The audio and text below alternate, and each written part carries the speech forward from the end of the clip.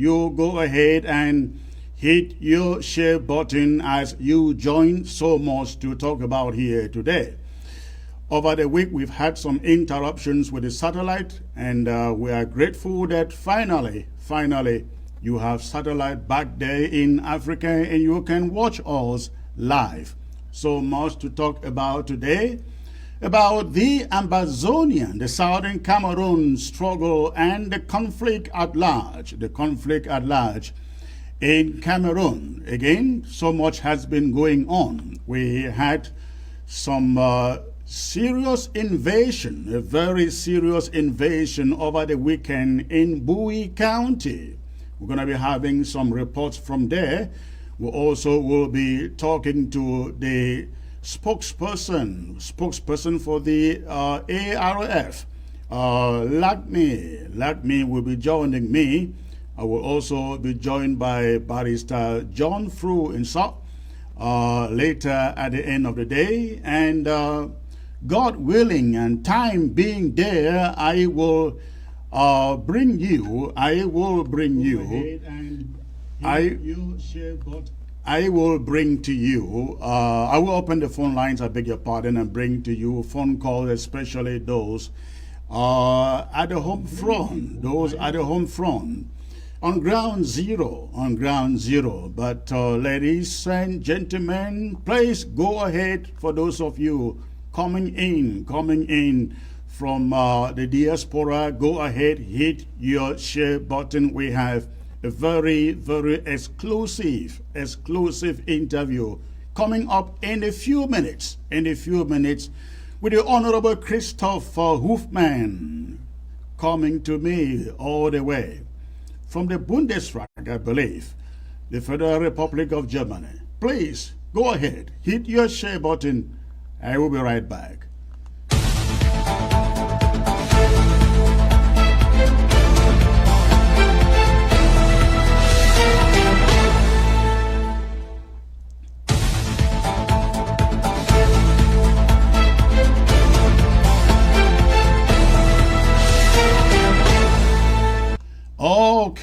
Okay, again, ladies and gentlemen, for those of you watching by way of Facebook, go ahead, quickly hit your share button. And if for any reason we are interrupted by Facebook, I want you to know that we are also streaming simultaneously on YouTube. If for any reason we are interrupted on the Facebook, you can just navigate over to YouTube. But I believe this should be okay. So please go ahead, hit your share button, ladies and gentlemen, as I bring in my guest for the show today, Prof. Hofmann. It's a privilege to have you, sir. I believe you should be able to hear me. If you can just bend down your camera a little bit, that would be great. Just bend, wonderful. No, the other way, the opposite way. Yes, go, more, a little more. Perfect, awesome. Thank you, Professor Hofmann. It's a privilege to have you here, sir. I hope you can hear me so clearly. I can hear you well. Good evening. Thank you. Ladies and gentlemen, again, it's a big privilege to have Prof. Hofmann here with me on the set. For your information, Prof. Hofmann is one European parliamentarian who has been in the forefront, advocating for a resolution for the conflict between the southern Cameroons and La République du Cameroon. A few weeks ago, I think about 2 weeks ago, Prof. Hofmann was in a conference in London in which he tried to prefer what he thinks can lead to an enduring solution to the conflict in Cameroon. Also, a few days ago, Prof. Hofmann was in the Bundestag, I believe, calling for some sanctions on the regime in Cameroon. And in fact, he has actually stated very, very bluntly that Paul Biya in Cameroon has been blocking the Swiss HD process ever since that mediation process was launched. Among these and other things, we're going to be talking to Prof. Hoffman again to give us a lot of enlightenment as to what he thinks the world can do to bring an end to the killings and the abuses, the humanitarian situation in Cameroon. Prof. Hoffman, sir, I would like you to stay put for a minute, listen to what you said in London, and then I will come back to you. I will come back to you with the questioning, sir. Take a listen.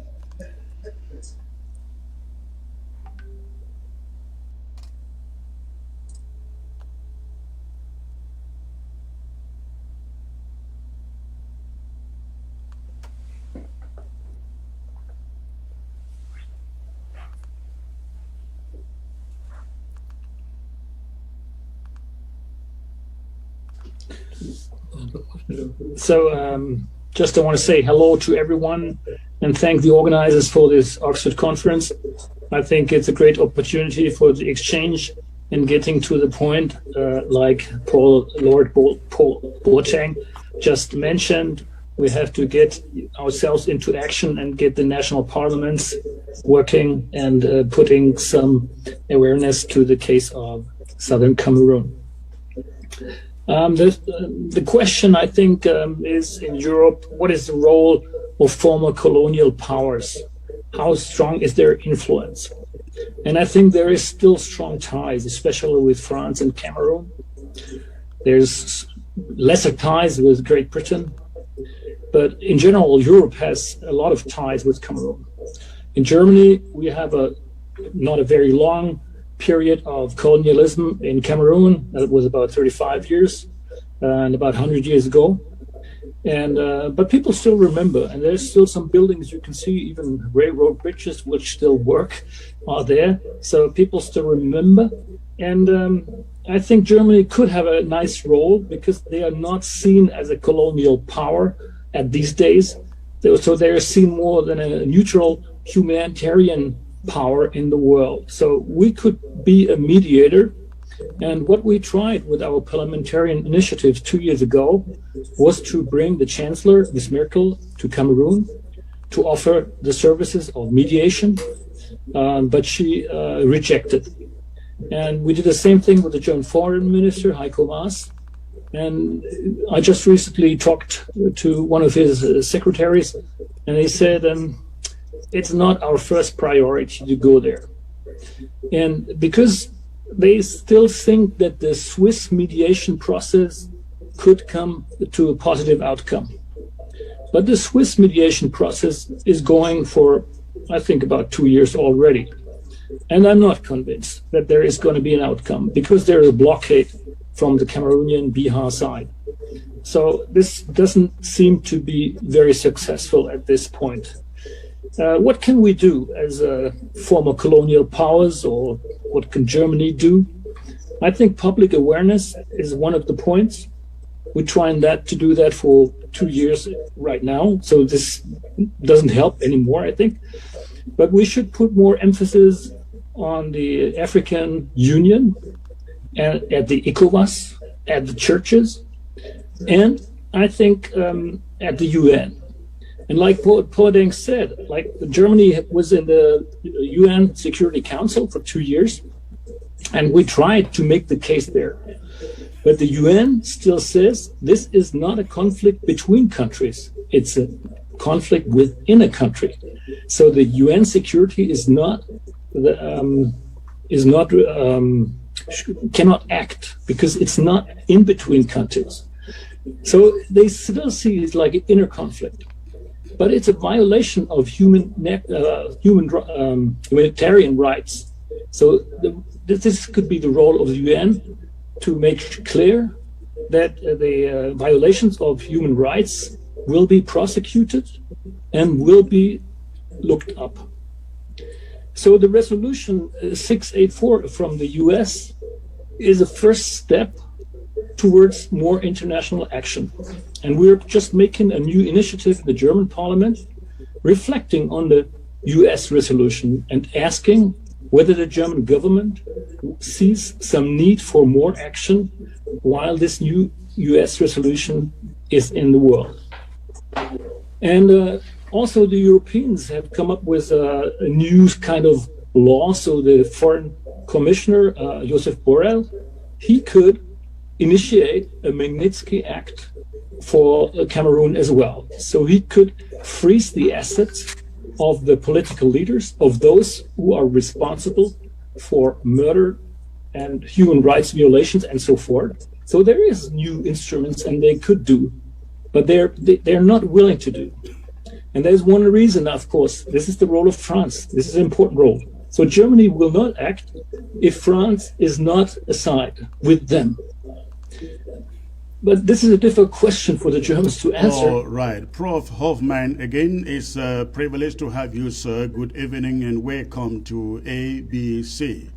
Now, if I understand you right in your statement there at the Oxford conference, you were basically saying that the Swiss mediation has failed and failed because Paul Biya of Cameroon has blocked it. And you were then suggesting that the Germans could have something to do. Is it true that the Swiss initiative mediation has essentially failed? And if so, what can Germany bring in here, sir? I didn't say that the Swiss mediation has totally failed, but we don't see a progress since about 2 years. So, and we are still seeing human rights violations. We still see villages being burned down. We just recently saw a picture of a 4-year-old boy looking like a piece of charcoal. And we kind of no longer tolerate this. This is just getting too much. And like all the kids can't go to school, this is something I cannot tolerate because it's on their back. The children are the real victims of this conflict, besides those who've been dying. And we should come to an end, and mediation is the only way to come to an end. So there is no military solution, absolutely no military solution. So there should be mediation and everyone on the same table and discussing this problem. And there is other countries in the world with 2 languages. Look at Switzerland. Switzerland has 4 languages. And they still come along with each other, and they know the language of each other. So this is not a point. This is not a reason to be separated. It's just a matter of being a little more independent in those regions. Prof, if I may stop you there a little bit, do you realize that the problem in Cameroon is not a language problem? It's a colonization, annexation problem. Did you realize that? Sure. I mean, this is a result of the colonization and the frontier lines which have been drawn in the sand, dividing ethnic groups. So, of course, there is the reason. And this is also why I say the UN should come into the mediation process as well. So far, they say it's not a conflict between 2 countries, but the UN has played a historical role in this conflict as well.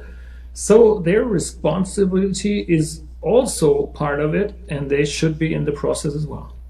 What do you see to be the role of the UN precisely? Sure. I mean, it should be a case in the Security Council, and also there should be negotiations. So they should send a special envoy. They should be, how do you call those missions, where they document human rights violations on the ground. And so we should come forward with that kind of demand.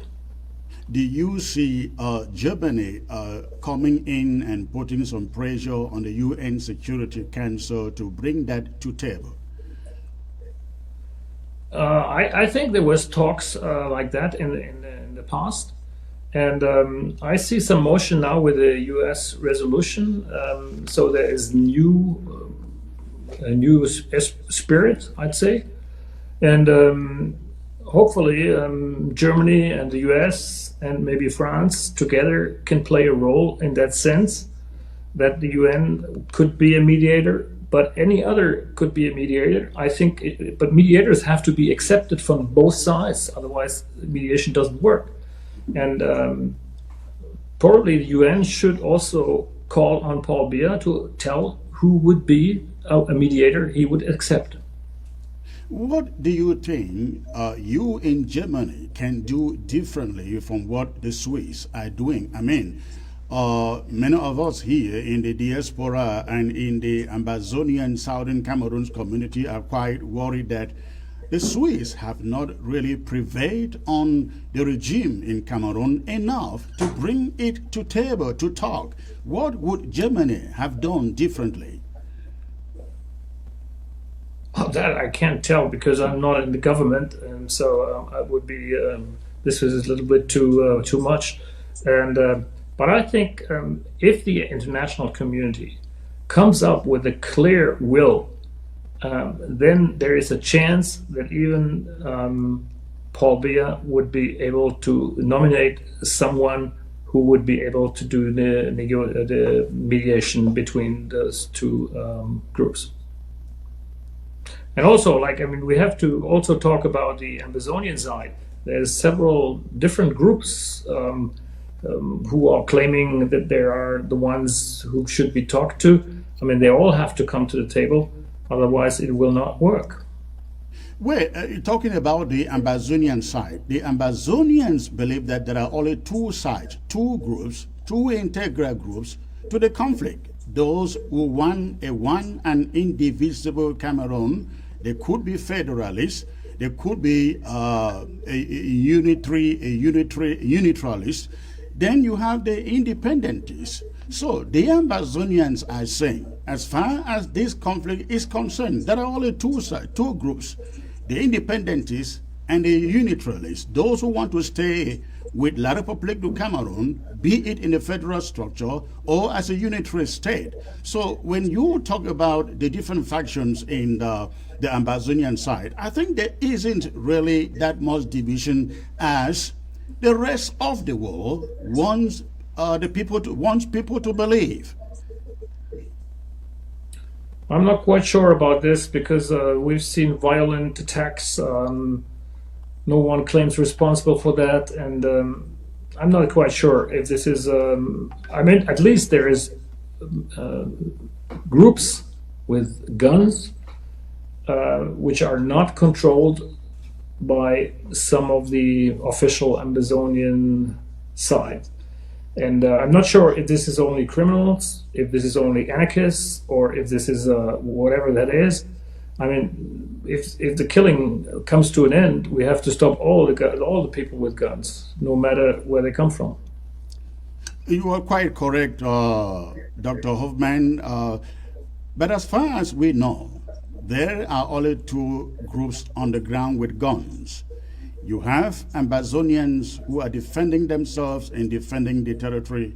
Then you have clandestine groups set up by French Cameroon elite who live in Yaoundé, who sponsor these groups. They call them Amber Boys. Amber Boys. That is a phenomenon because the real Ambazonia fighters are called restoration fighters. So you have restoration fighters, then you have Amber Boys, which are sponsored by French Cameroon elite, Ambazonian, Southern Cameroon's French Cameroon elite. This is what you have on the ground. Unfortunately, this story is not being told to people like you who are trying to get to the bottom of the truth about the crisis. Have you learned about that? Well, it's always good if you see the real situation on the ground. Unfortunately, we're not able to travel at this time because of the COVID crisis. I'd like to see things for myself rather than just read the newspapers and talk about it.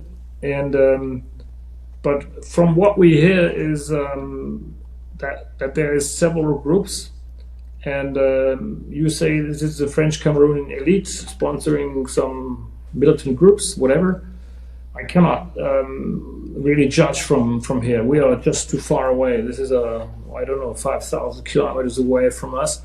And but what I want is I want peace, and I want a future for these young people in southern Cameroon, because we cannot have a conflict lasting forever. They have to go to school. They have to learn something to have a peaceful, prosperous future.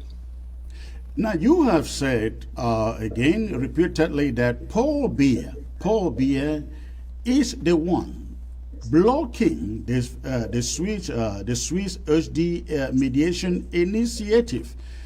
What, in your opinion, do you think should be done to take away that blockage? Yeah, I'm convinced that there has to be much more pressure from the international community. But you also have to see on the other side, if the pressure is too much, sometimes people get to lean to another side, which is offering a hand as well. That might be China, and so the West has just limited possibilities for sanctions or personal sanctions, something like that. So this is a limited approach we have. And but we should come up clearly. This thing has to stop. Talking about sanctions, don't you think it has taken really long, very, very long? You see, in 1995, the military dictator of Nigeria then, Sani Abacha, executed nine citizens, all of them, by hanging. In this conflict in the Cameroons, we have over 13,000 people who have been killed by the French Cameroon army. And yet, you don't see the international community calling for sanctions. The Germans, I'm only hearing it from you now. The Germans have not called for sanctions. The European Union hasn't called for sanctions. The UK is not calling for sanctions. I think the only person who is saying something is the US, which has gone as far as saying if it means unilateral action, they will do it. Don't you think it is taking too long for the international community to begin to release some sanctions against French Cameroon, and particularly the leaders?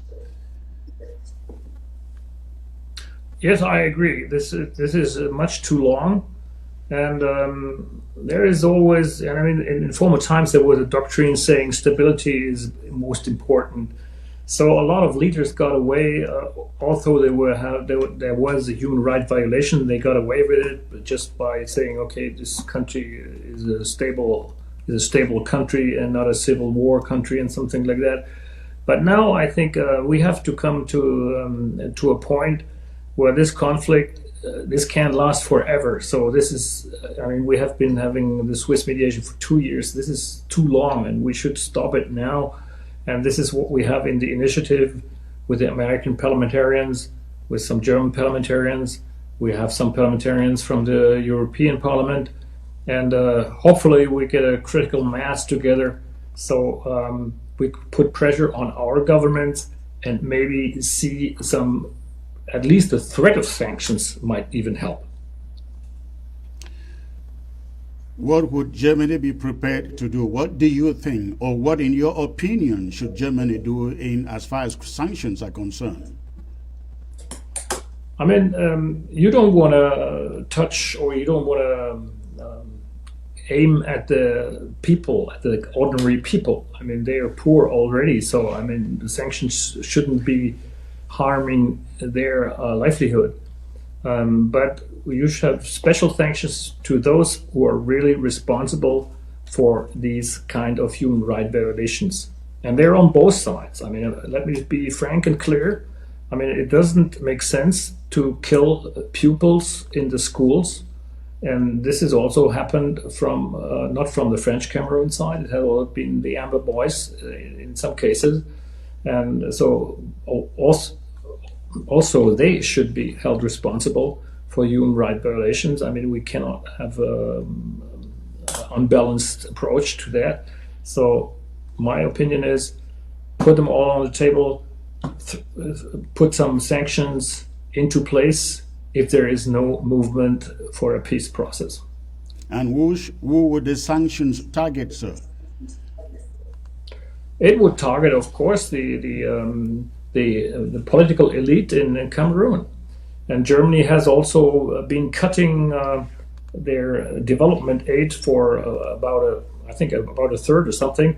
So they have been cutting down some money which flows to some projects there. And more we'll only support the civil society rather than government, the government, or some institutions within the government. Now, you stated at a London conference that the UN sees this as a domestic crisis. How do you see it, sir? Do you consider it a domestic crisis or an international conflict? I know you have said that the UN ought to come in and do something, intervene. I guess the UN is not intervening because, in your words, they see it as a domestic crisis. How would you qualify this conflict, sir? I mean, it's an internal conflict, no question, and this is the reason why the UN Security Council didn't respond when Germany was asking for it. And but now you see so much human rights violations, and this is something the UN could prosecute as well. So this is it's not the only reason being a conflict; it's the reason of humanitarian rights violations. So this is enough for the UN to enter.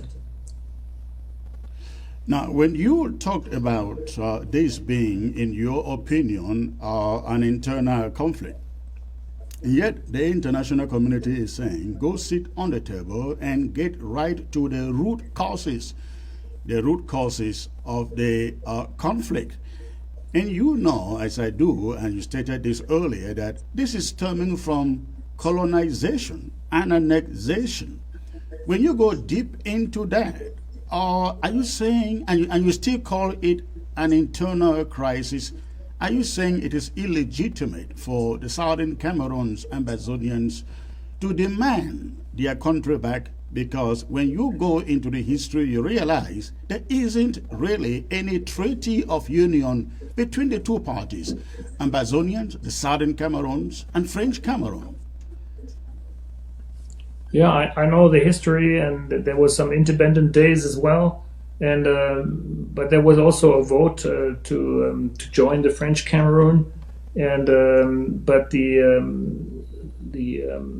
federal system was never in place. So this is it was connected with this vote, saying if you vote yes for the French Cameroon, there will be a sort of an independence, a federal community. And this never happened. Of course, this is the root of the problem, and but this can be put aside. And Germany has financed quite a long time. This is about 15-year-old program for the decentralization, meaning more independent government, more independent villages, cities, and this kind of thing. So the money is not only in the capital. The money should be also in the provinces. And this is, I think, this is a very good thing for peace in the future, because if you only have everything happening in the capital, it doesn't is not just for the people, for the whole country. So decentralization is a good thing, and I think in Europe you have good experience with that. Like in Germany, we have 16 states. They act independently in several senses, and so the subsidiary is a good idea. Just like everything which could be done within the city should be done in the city, and everything which can't be done in the city should be done at a regional level, and everything which can be done at a regional level should be done at the state level. I mean, you see the same thing in the U.S. There's no Californian army. There's just a U.S. army, but there is Californian tax laws, things like that. So the federal system is quite a good system. And once again, I think Africa has come to a point where where they should also think about constitutions, much more decentralized constitutions, to end up also by the colonial powers. They brought in their constitutions, like Constitution from France, the Constitution from Britain. So they just made a copy-paste thing. And now there's time to reflect a little bit more about this decentralized governing, because this would really help to end a lot of problems, not only in Cameroon, but in a lot of other countries. You are quite right there with decentralization in terms of federalism, but you will also recall that it doesn't work anywhere in Africa, except maybe with the exception of Nigeria. Let's look at Cameroon, for example. In Cameroon, since this conflict started, they have held a so-called national dialogue in which they said they were now decentralizing and giving more powers to the regions, to the local government. But the people of Cameroon are still not able to elect their governors. The people of Cameroon are still not able to elect their mayors. The people of Cameroon are still not even to choose their own representatives, their own parliamentarians and senators. They are essentially handpicked. But in spite of this, the Cameroon government is telling us they have decentralized. Now, one thing that they did also recently was create what they call regional councils, in which they want to give power to the councils to manage their affairs. But on top of those councils are secretary generals appointed from Yaoundé by the president. So when you have a situation where they say, we have given you power, we have given you authority, but you cannot choose your governor, you cannot choose your mayor, you cannot choose your secretary general, do you call that a decentralization? Decentralization cannot work, not in Cameroon. It doesn't work anywhere in Africa, maybe again with the exception of Nigeria, South Africa, maybe Rwanda, not in French colonies. That is just the case, sir. Yeah, I agree. I mean, if you can't vote your mayor, and if you can't vote your representative, this is not a democracy. This is very easy. So, but I believe in democracy. So, because I think all the people have to get along, and it's not very many people who would like to obey just one emperor or something like that. So, this democracy is the base for wealth and prosperity and development. Other than that, it will not work. I'm very much convinced. There is other examples. You see the communists. The communists have tried other things. It was a breakdown of the communist countries, and so they were bankrupt. This was the result of everything. So still, I think we have democracy and social market democracy is still a good solution. And but I strongly recommend to look at Switzerland. Switzerland is 400 years of democracy, and there's a reason why there is such a long tradition of democracy in Switzerland. Because from the beginning on, they have this sort of decentralized thing, and people, it's sort of a bottom-up democracy rather than a top-down democracy.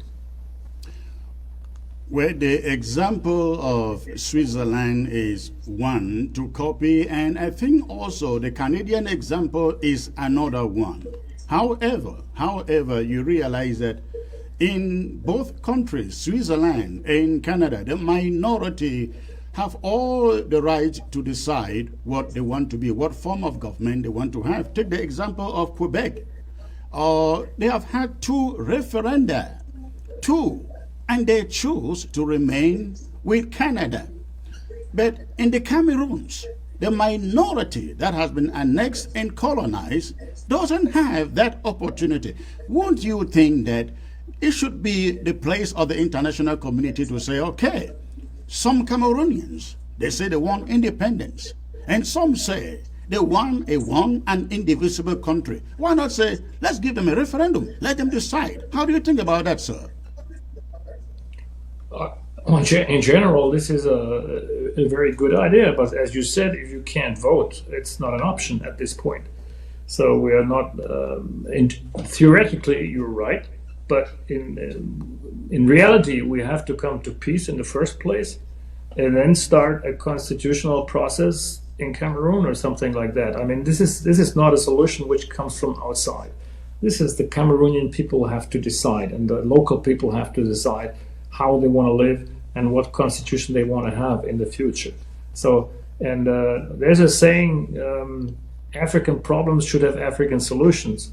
And sometimes I think, what is the role of African Union? What is the role of ECOWAS in this Cameroon conflict?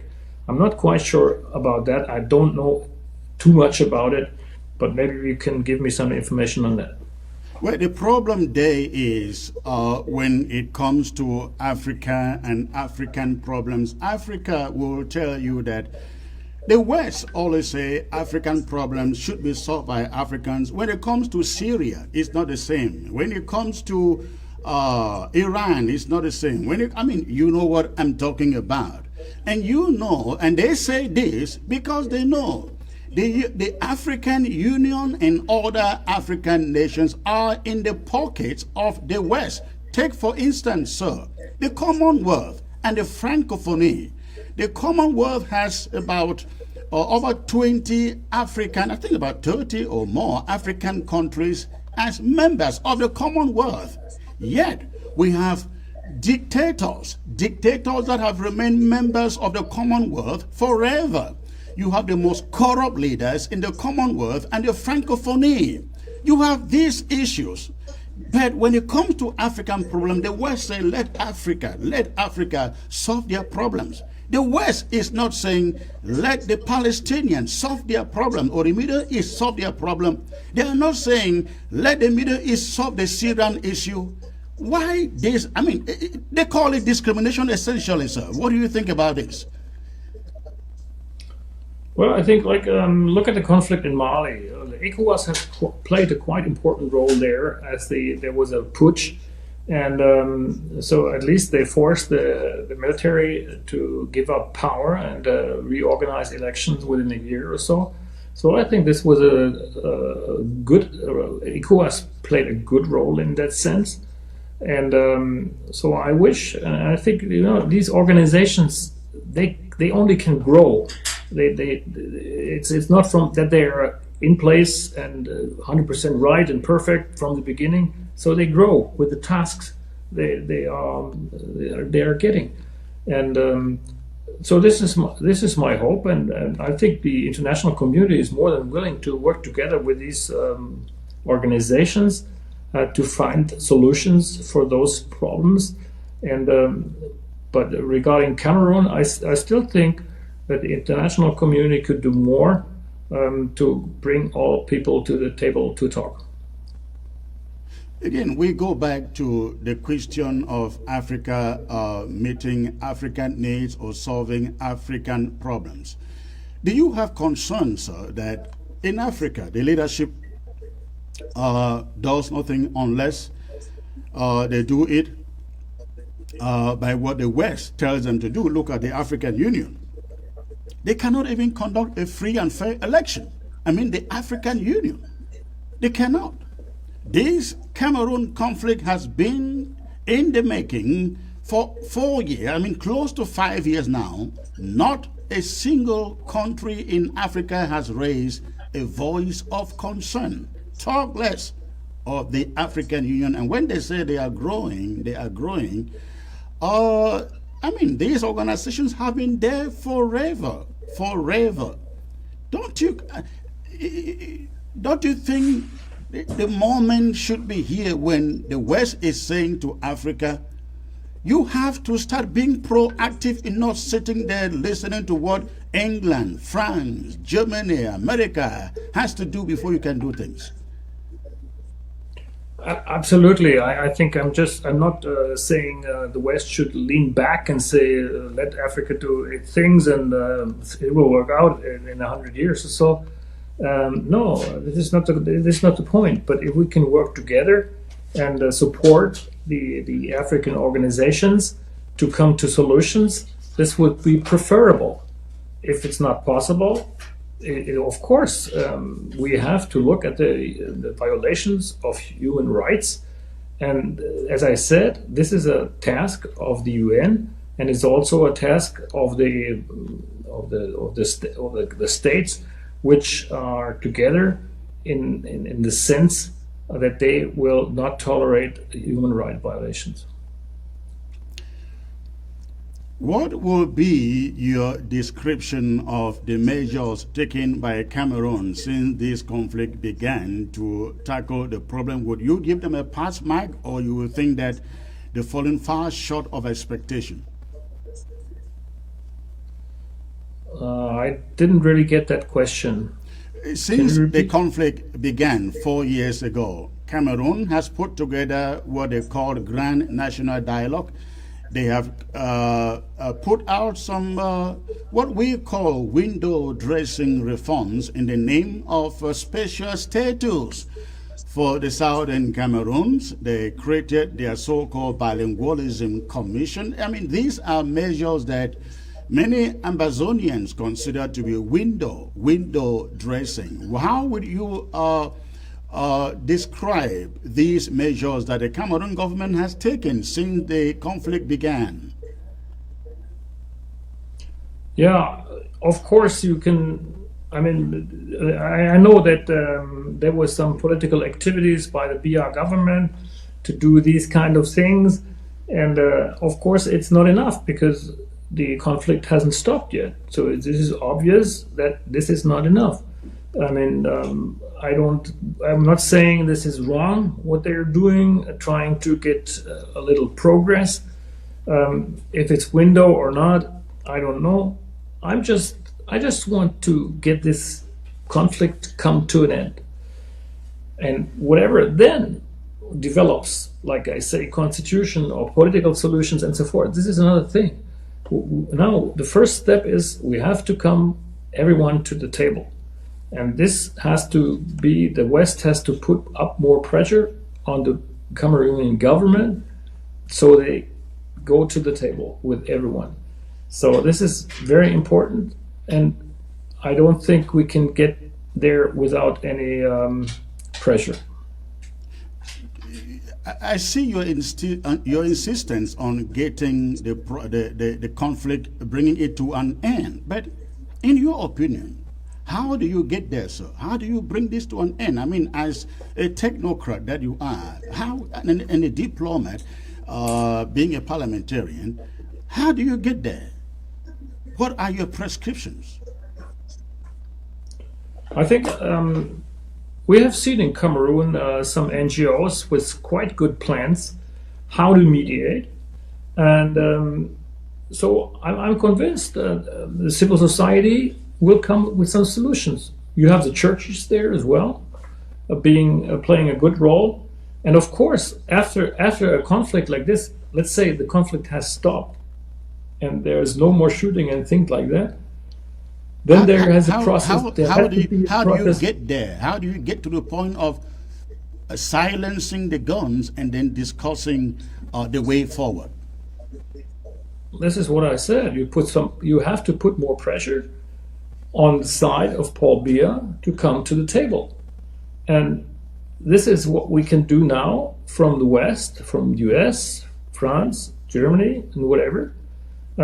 We should demand that they sit on a table and start. And after the guns are silenced, then you have a process of reconciliation. So, I mean, it has to be clear that those people who are responsible for crime, war crime, or human rights violation have to go to court. And we've seen those examples, like you see the genocide process of Rwanda, and so forth. Taylor, Liberia, has been prosecuted, and so forth. I mean, there's a lot of and those people acting now have to be clear that they will be held responsible one day. And if we state this very clearly and very loudly, this might bring them to the table a little faster than that it has been in the past. I think that is very much on point. The problem there, though, is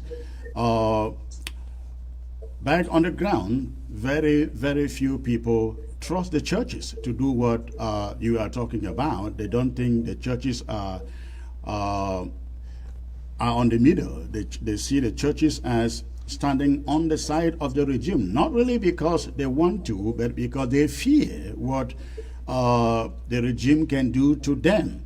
They think rather that it is countries like yours, Germany, England, USA, Canada, they are well placed. They are well placed to impress, force Paul Biya and his regime to come to the table, not NGOs, because they really don't see the NGOs really don't have the powers, because at the end of the day, NGOs, I know they can recommend, but they will not be the ones to pass sanctions on anybody in that regime.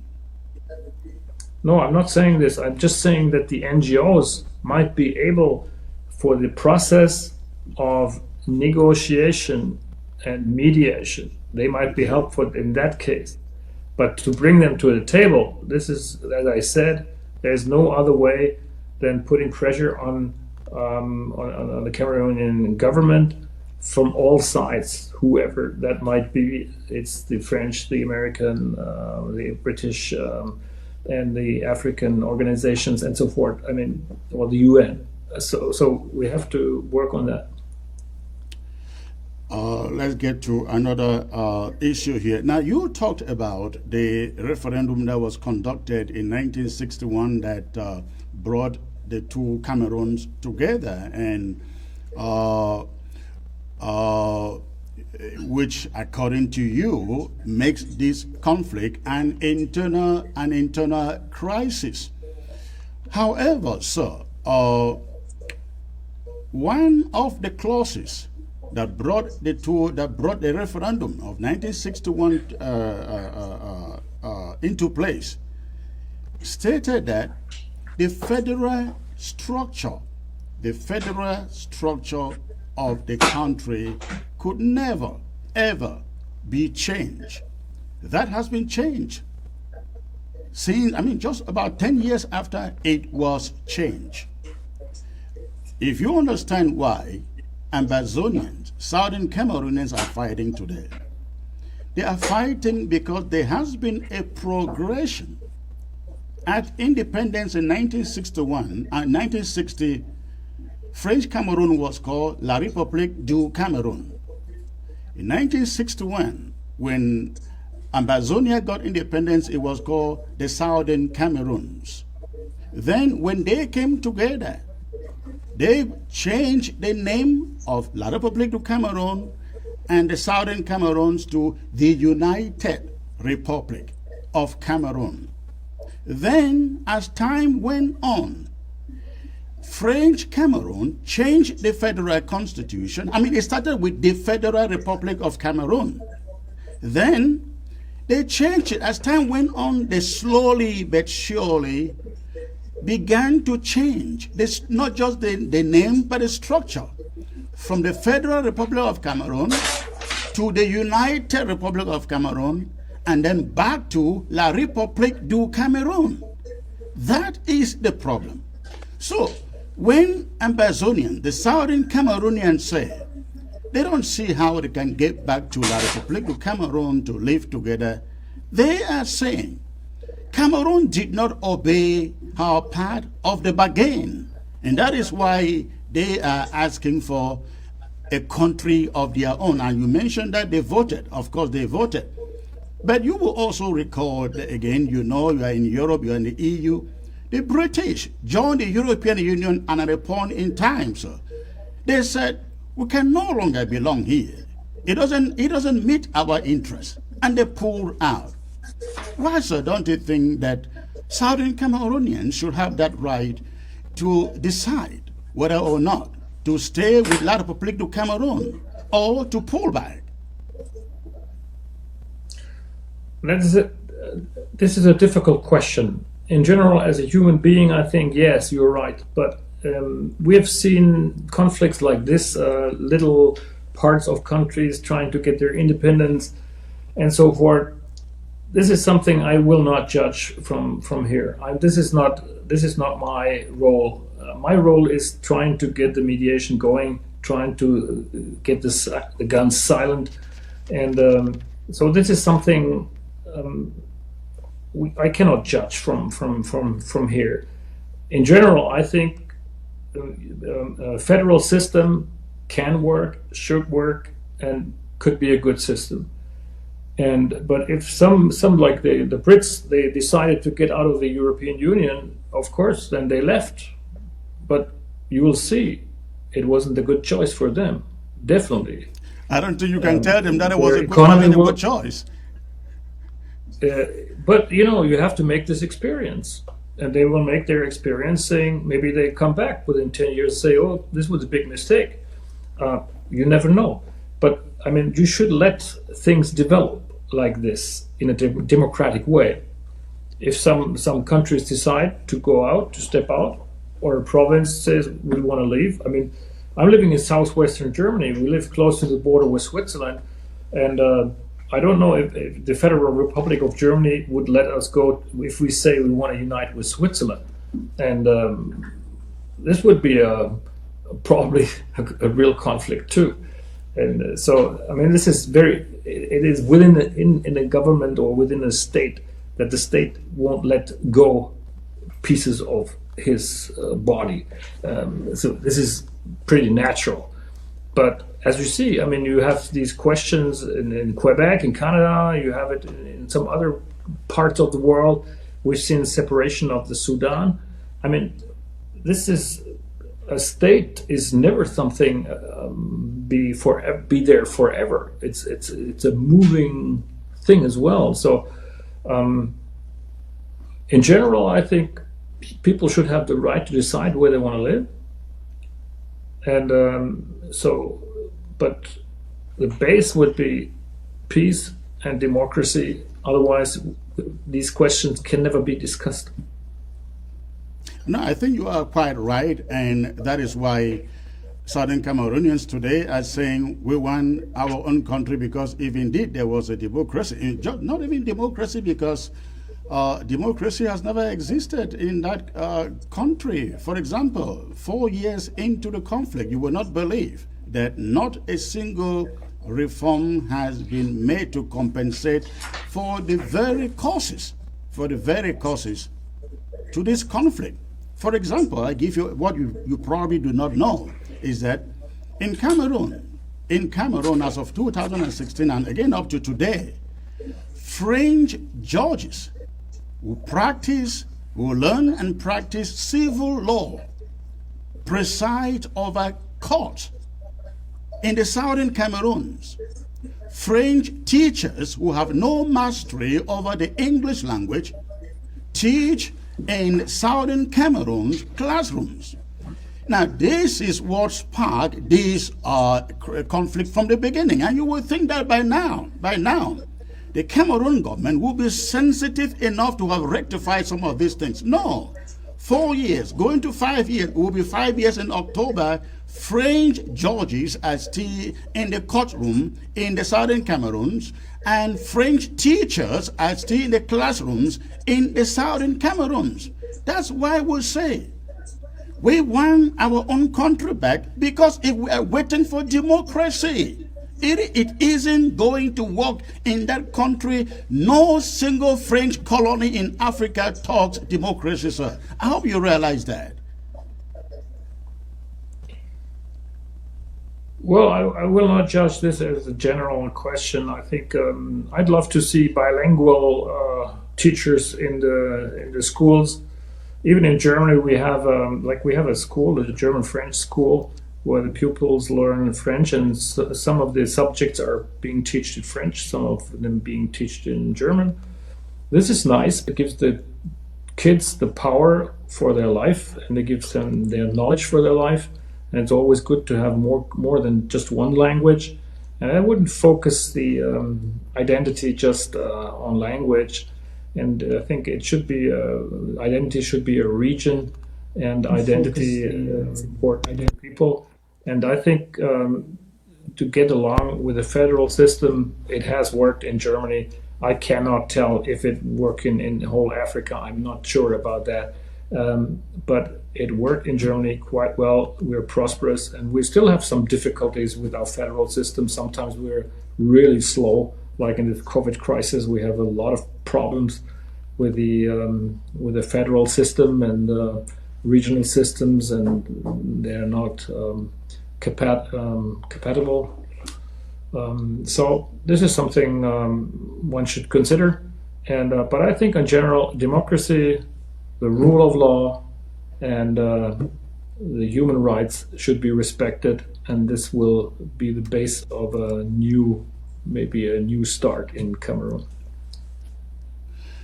I would like you to take a look at some of the abuses, human rights abuses taking place in that country.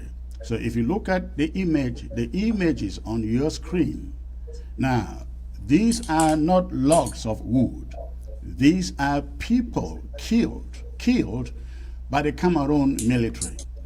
Yet the world has remained very, very silent, and over or close to 15,000 people are killed, close to 1 million others internally displaced. Then we have over 150,000 refugees in all of West and Central Africa. And the killings just continue. Do you see the need for some urgency from the international community to resolve this conflict? Yeah, this is what we're working on, and this is why we're talking tonight, and this is why I'm talking in the German Parliament, and this is why we're trying to get some more motion into this peace process. And but I have to apologize myself now because I have to go to another meeting within a few minutes. Maybe we can wrap up the session, and you can maybe give some more comments or whatever you want.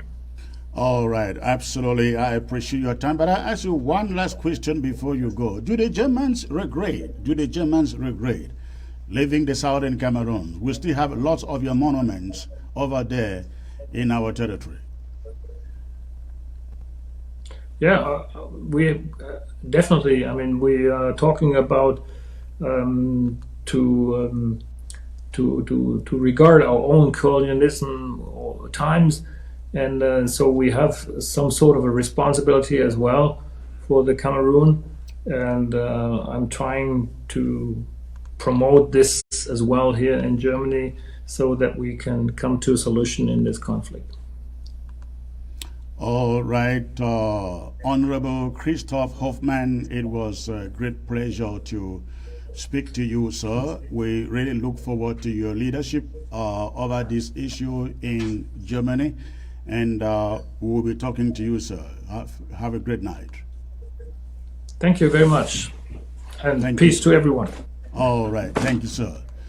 Okay, ladies and gentlemen, that was it with the Honorable Christoph Hoffmann, German parliamentarian, addressing the Southern Cameroon's conflict with La République du Cameroun. You heard it. When we come back, I will be bringing in Barrister John Fru to give us his take on this interview. Please do not touch your remote, and Facebook, keep on hitting your remote. 1,100 people I see here, and close to 200 on YouTube. Hit your share button and don't touch your remote. I'll be right back.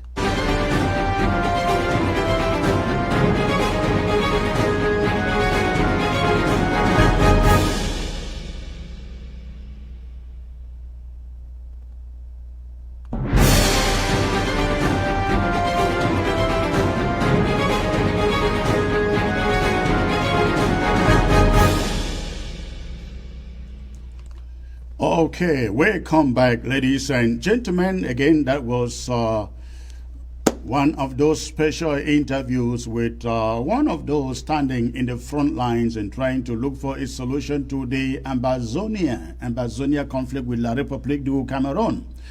We certainly do not agree with much of what he says, but he is doing something. He is doing something from his own neck of the wood.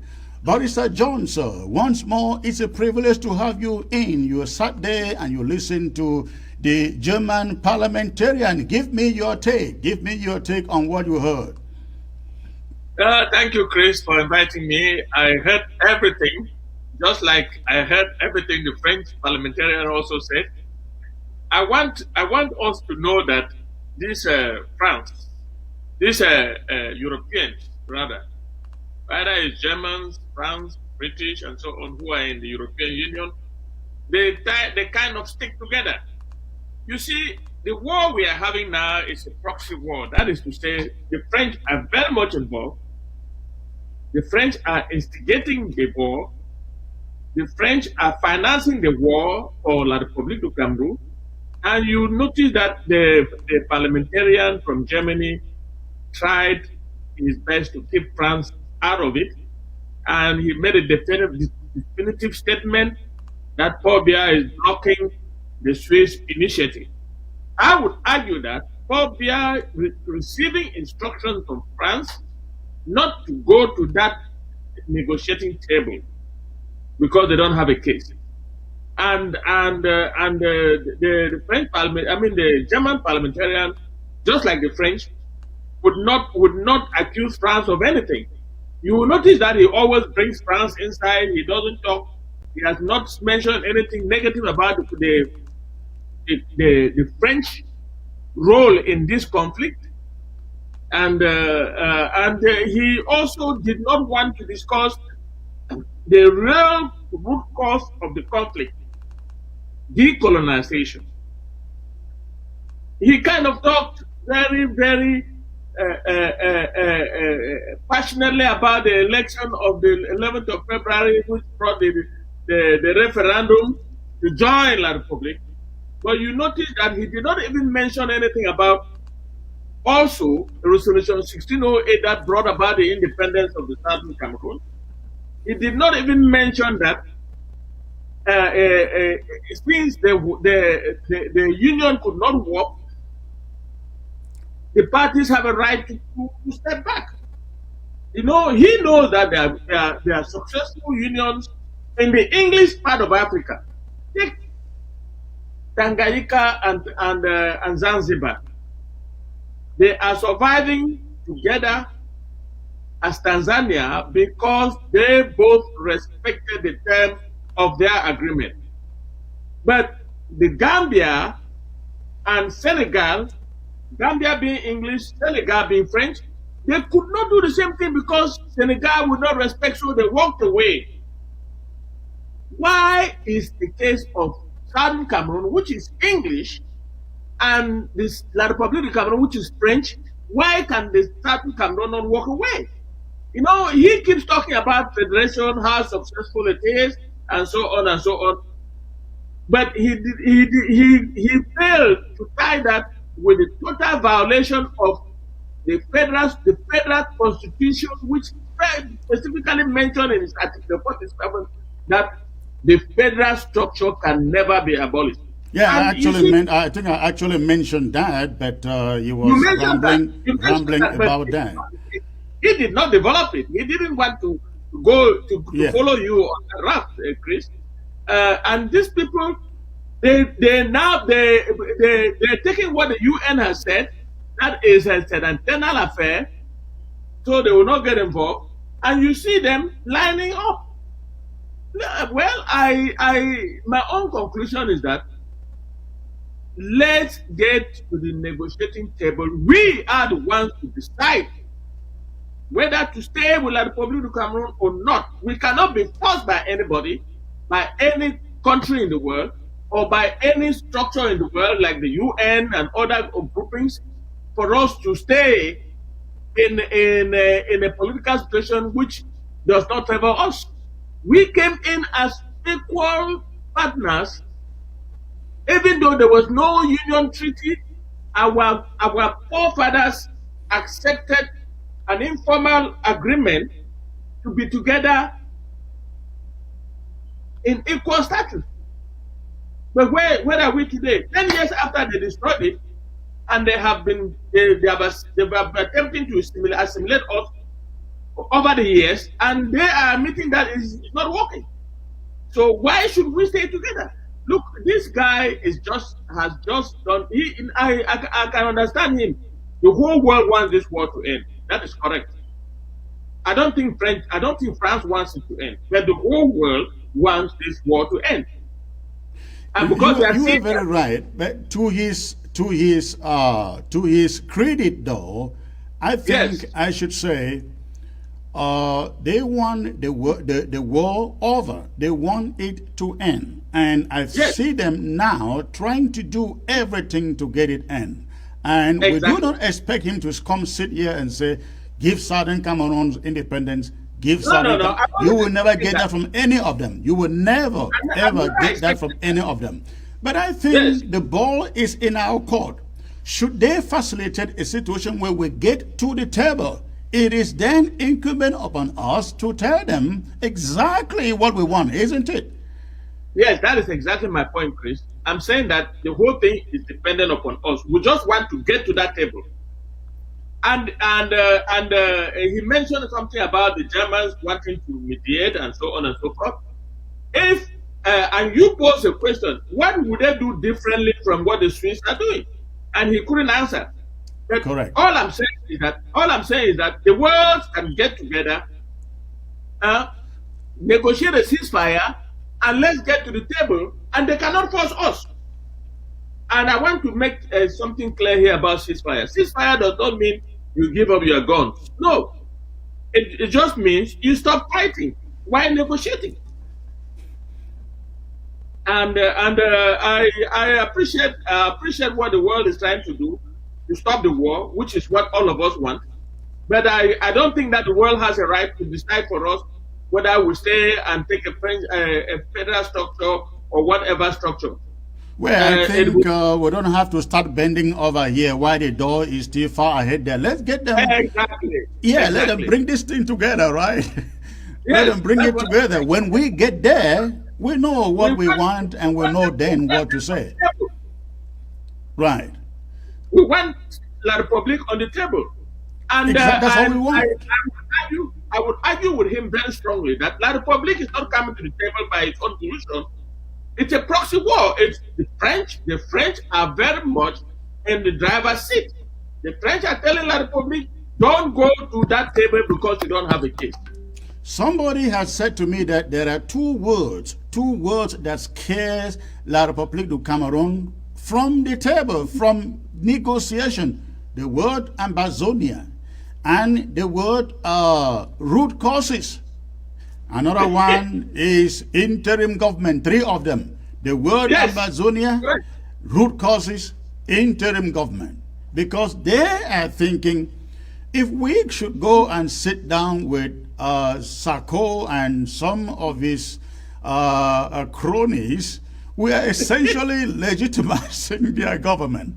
If we should go and sit down with some people calling themselves Ambazonians, we are legitimizing that country. If we are going to sit down to talk about root causes, we are taking them back to 1961 to declare independence. This is what has cooked them up.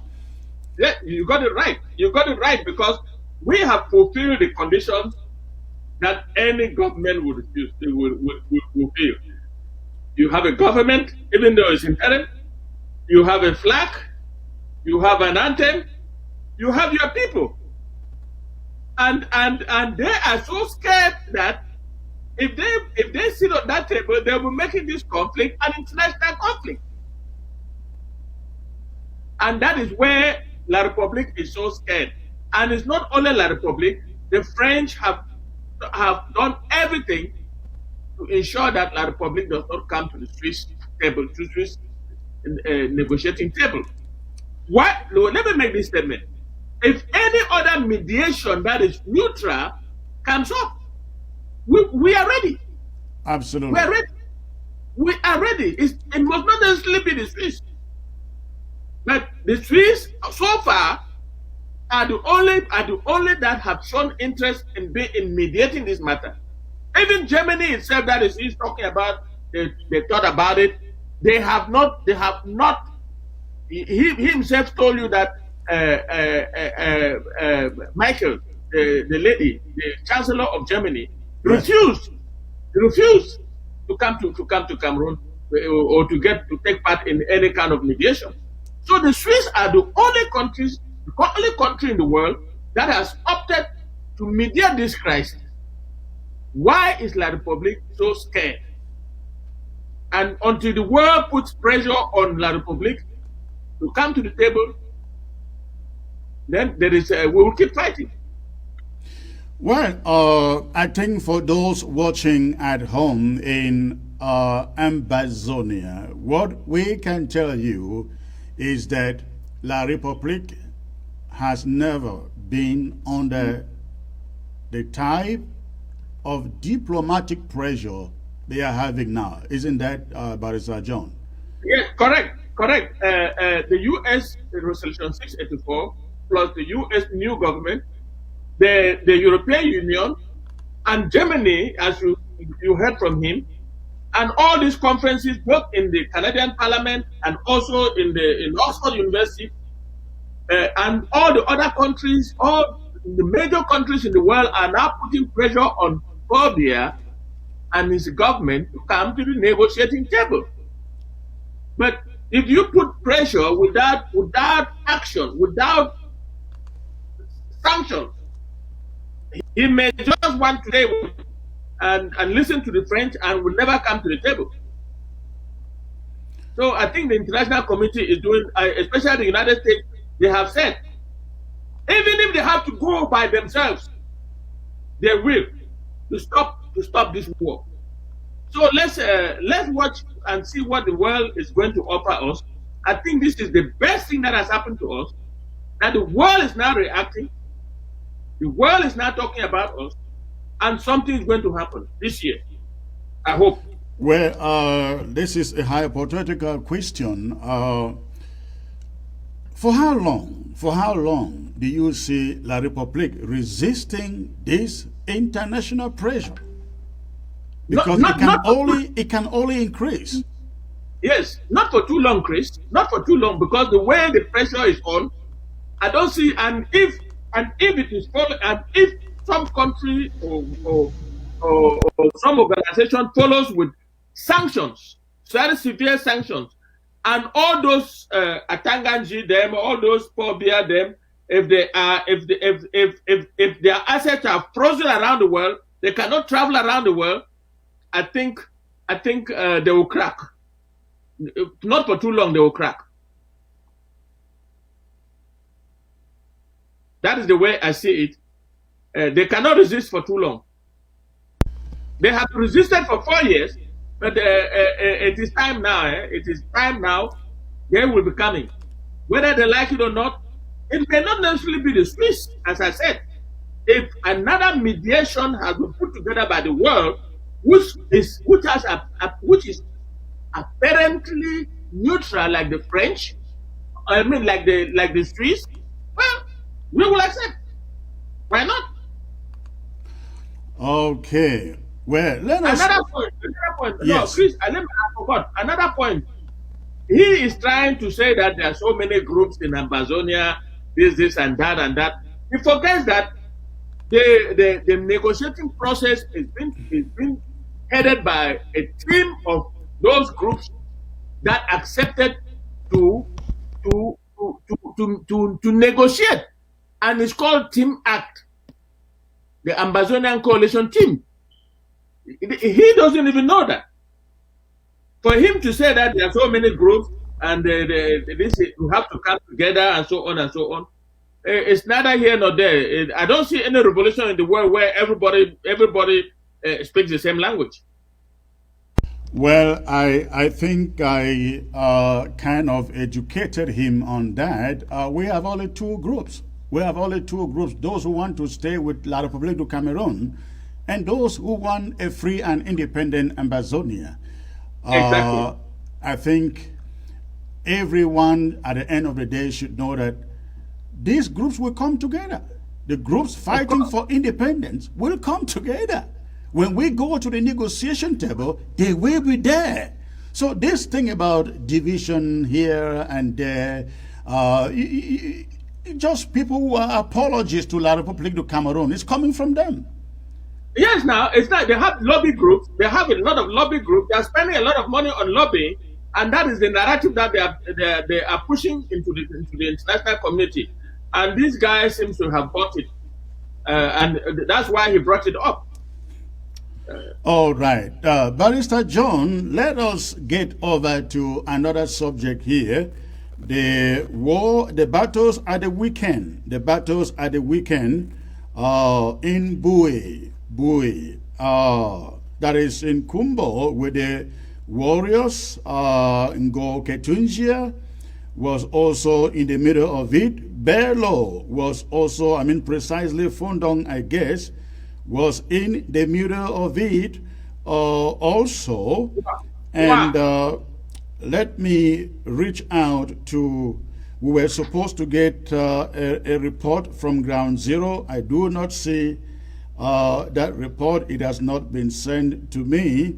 But look at what French Cameroon soldiers did. Look at what they did on the ground. Take a look, please. This is a hospital.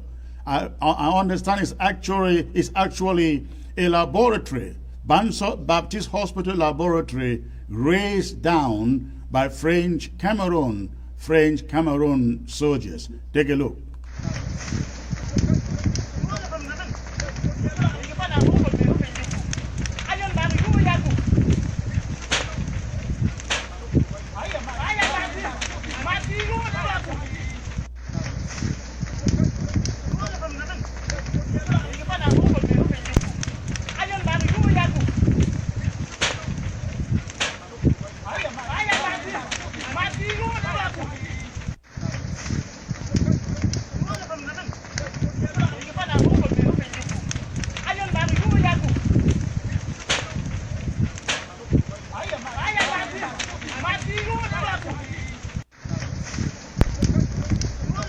All right, Barrister John, that is Banso Baptist Hospital Laboratory, raised down by French Cameroon terrorist fighters over the weekend.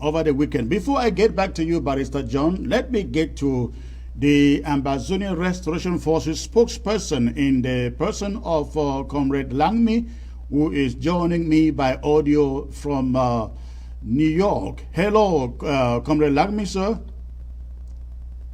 Yes, Secretary Chris, good afternoon. Good afternoon, sir. It's a pleasure to have you back here. So much happened at the weekend in Bui, the axis of Bui, Ngo Ketunjia, Donga Mantung, and Belo. What updates can you give us today at this moment? Thank you, Secretary Chris, for having me on board. Good afternoon, fellow Ambazonians. La République du Cameroon dictatorial regime have deployed thousands of their terrorists in Bui County, Ngokutunja, Boyo counties, with the main objective of cleaning out what they call the Ambazonian restoration forces of these counties. This has always been their goal, Secretary Chris, but unfortunately for La République du Cameroon, the Ambazonian restoration forces of today are more than ready to welcome La République du Cameroon terrorists anytime, anywhere in Ambazonia. Action speaks louder than words. The Ambazonian restoration forces of Ngokutunja County welcomed them yesterday very powerfully with some popcorns, and the result is 12 for La République du Cameroon and 0 for the Ambazonia Restoration Forces. Over the weekend, the Ngokutunja Ambazonia Restoration Forces and the Bui Warrior took similar actions in Bui County, and the result was very devastating on the side of La République du Cameroon. Secretary Chris, we know for sure that La République du Cameroon have been terrorists have been deployed in these 3 counties with the main goal to squeeze out what they call the Ambazonia restoration forces of this county. But I want to assure you, and I want to assure every Ambazonian, we are ready for them and we will face them. All right. Wonderful, wonderful. Now tell us, we want to know precisely when this attack on Bui began. Was it Friday? Was it Thursday? When precisely did the occupying soldiers move into Bui? They moved into Bui, that was on Friday. And that came after the offensive move the Ambazonia Restoration Forces of Ngokutunja and the Bui warrior took on one of their bases. Like our president said last time, the Ambazonia Restoration Forces are on the offensive. This stage of our revolution, we are going to go after La République du Cameroon terrorists. We are not going to wait to defend ourselves from them, but we will pursue them out of Ambazonia and make sure that we flush them out of the entire territory. Now, we are aware that a number of camps, ARF camps in Bui, were targeted and actually destroyed. What do you know, sir? Well, we know there's one camp of the ADF that was targeted and some den guns were seized. But what I want to tell the people of Ambazonia and the world is that La République du Cameroon seized few den guns or some den guns since 2017, and they have been recycling the pictures and videos of these den guns on social media for propaganda purposes. La République knows very well that we are far beyond the era of den guns. We are using sophisticated weapons. We are using puff guns, and we are ready for them. Whatever they are pursuing, they are showing or they are portraying on social media is not what we are using.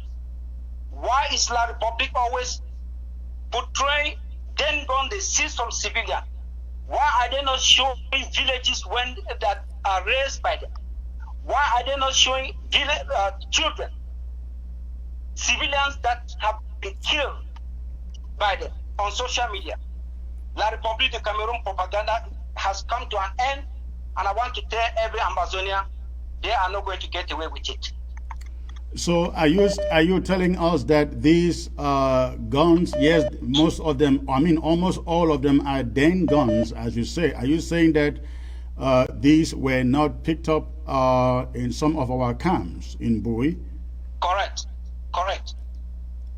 Now, what has been the connection of Ngoketunjia in this and Bello? Because we understand that a lot of pain was inflicted on the La République du Cameroon army in Ngoketunjia and in Bello. What can you tell us? Well, Secretary Chris, I want to tell everyone here that Ngokutunja has been working in alliance with the Bui warrior and, of course, with Bello, Ambazonia Restoration Forces and Mezam, Ambazonia Restoration Forces. This, our defense, is a national task. There is no difference between Ngokutunja and Bui when it comes to the defense of our national territory. The ring road, as I can tell you, is a death trap for the La République du Cameroon terrorists. Every area in Ngokutunja, Bui, Bello is a death trap, and anyone who dares us in these areas, I want to assure you, they will face it, and surely they will yield the result of their invasion into our territory. Wonderful. Now, the call that was put out there was for all restoration fighters in all of Savannah Zone to get out. Whereas did we, because I know in Mezam, precisely in Bamenda, I think also, I think Momo, there were some restoration fighters came out and really left some damage on French Cameroon army. How would you appreciate what happened in respect to the rest of the forces in the entire zone? Secretary Chris, like I said, the defense for homeland is a national task. All the Ambazonian restoration forces in all the 7 counties of the Savannah zone of the northern zone are on high alert. And I want to assure you, in the days ahead, there will be a massive manhunt, massive offensive attack on the Republic of Cameroon terrorists. At this point, we are calling on all Ambazonians to come on board to support the Ambazonian Restoration Force. If we have the support, I want to promise the Ambazonian Restoration Forces will deliver. This is almost like the battle of our lifetime right now. The battle that is going on right now will determine the future of our revolution, will determine the future of our country. I am calling on all Ambazonians to rise up to the task. Come with your support. Come and pray for our Ambazonian Restoration Forces. Because if everything goes well, we are sure to squeeze La Republique du Cameroon from all these counties once and for all. And the Ambazonian Restoration Forces are up to the task. We need support from the civilian. And I want to tell our able civilian, our capable civilian, our faithful civilian that we will deliver and we must deliver. How is the morale among the restoration fighters in Bui? The morale is very high. As always, the Bui warriors will forever remain warriors. They are ready. This is not the first time, Secretary Chris, you know, La Republique du Cameroon deployed their terrorists in our territory. They have done that in Libya-Lem County to no avail. They have done that to Mezam County times and times again to no success. They have done that to Kutunja County to no avail. They have done that to Bui, Boyo, Ndonga-Mantu, and every other county in Ambazonia to no avail. And this time will not be different. We are guerrilla fighters. We will strike when they least expect us. And how about security, the security of the civilian population in Bui? We have called on the civilian to be on high alert at this point because we know La Republique du Cameroon will always go after the civilian. So we have equally called on our the Ambazonia Restoration Forces of Bui County to protect our civilian and to provide them safe ground whenever necessary. But the civilian must take steps at this point to protect themselves and to protect their families. Now, there were also attacks in Ndonga-Mantu that led to so many of our people moving out into Nigeria as refugees. What do we know about that, sir? Well, the Ambazonia Restoration Forces of Ndonga-Mantu were also on the offensive as we call for them to rise up to support Bui and Kutunja County in this strike. We know they inflicted enormous pain on La Republique du Cameroon a few days back, and the fear for their life, the fear of the uncertainty led to the civilian to move out because, like we have said, this battle is going to determine the future of our revolution and the future of our beloved nation. So everyone is taking every step, especially the civilian in Ndonga-Mantu are taking the steps to protect themselves. The social media is reporting that French Cameroon says they killed about 7 of our restoration fighters over the weekend between the axis of Ndu, Bui, Bello, I think Fundong precisely. What are you hearing? That is false story. They always report what they have, civilian they have killed. How many of their soldiers have they reported that the Ambazonia Restoration Forces killed in Bui few days back? How many have they reported of the massive casualties they recorded yesterday. 12 of their fighters of La Republique of Cameroon terrorists were killed in Gokutunja County. 25 of them were killed, deleted in Bui County. We saw the pictures. How many have they reported? Those are lies. They go around killing people in villages, and they claim those they kill Ambazonia Restoration Forces. I want to debunk that information, and I want to tell the Minister of Territorial Administration of neighboring La Republique of Cameroon, Mr. Atanganji, that he has no strategy, that the Ambazonia Restoration Forces have won the war outrightly against dictatophobia. And let me make a point here. We have noticed that the Minister of Territorial Administration of neighboring La Republique of Cameroon, Mr. Atanganji, is using the Ambazonia Revolution as a money-making tool, because all the strategy he has implemented so far has been a complete failure. And he is not going to succeed, because we have put everything in place to counter everything that he can come up with. That is wonderful. Now, what is the level of La République du Cameroun troops present in Bui, precisely Bui, at this moment? They are in Bui.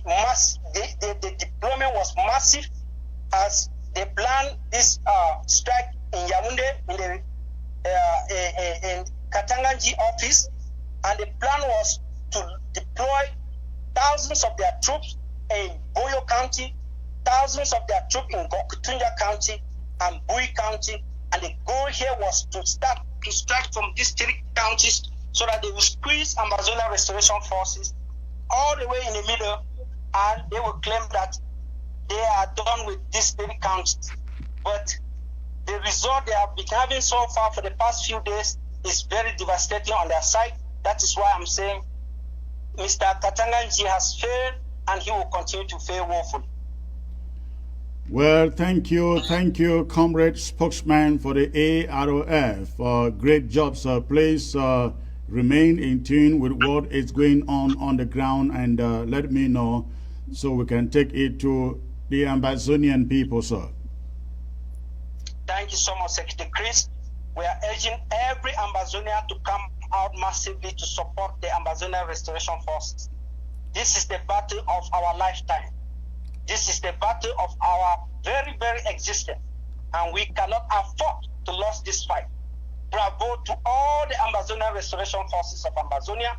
Bravo to all the Ambazonians who have stood up so firmly for our beloved motherland. May God bless you all, and may God bless you, Secretary Chris. Thank you. Have a great day, sir. You as well. All right. Okay, that was Comrade Langmi Nestor, the spokesperson for the Ambazonia Restoration Fighters, ladies and gentlemen, coming to me from New York. Ladies and gentlemen, listen.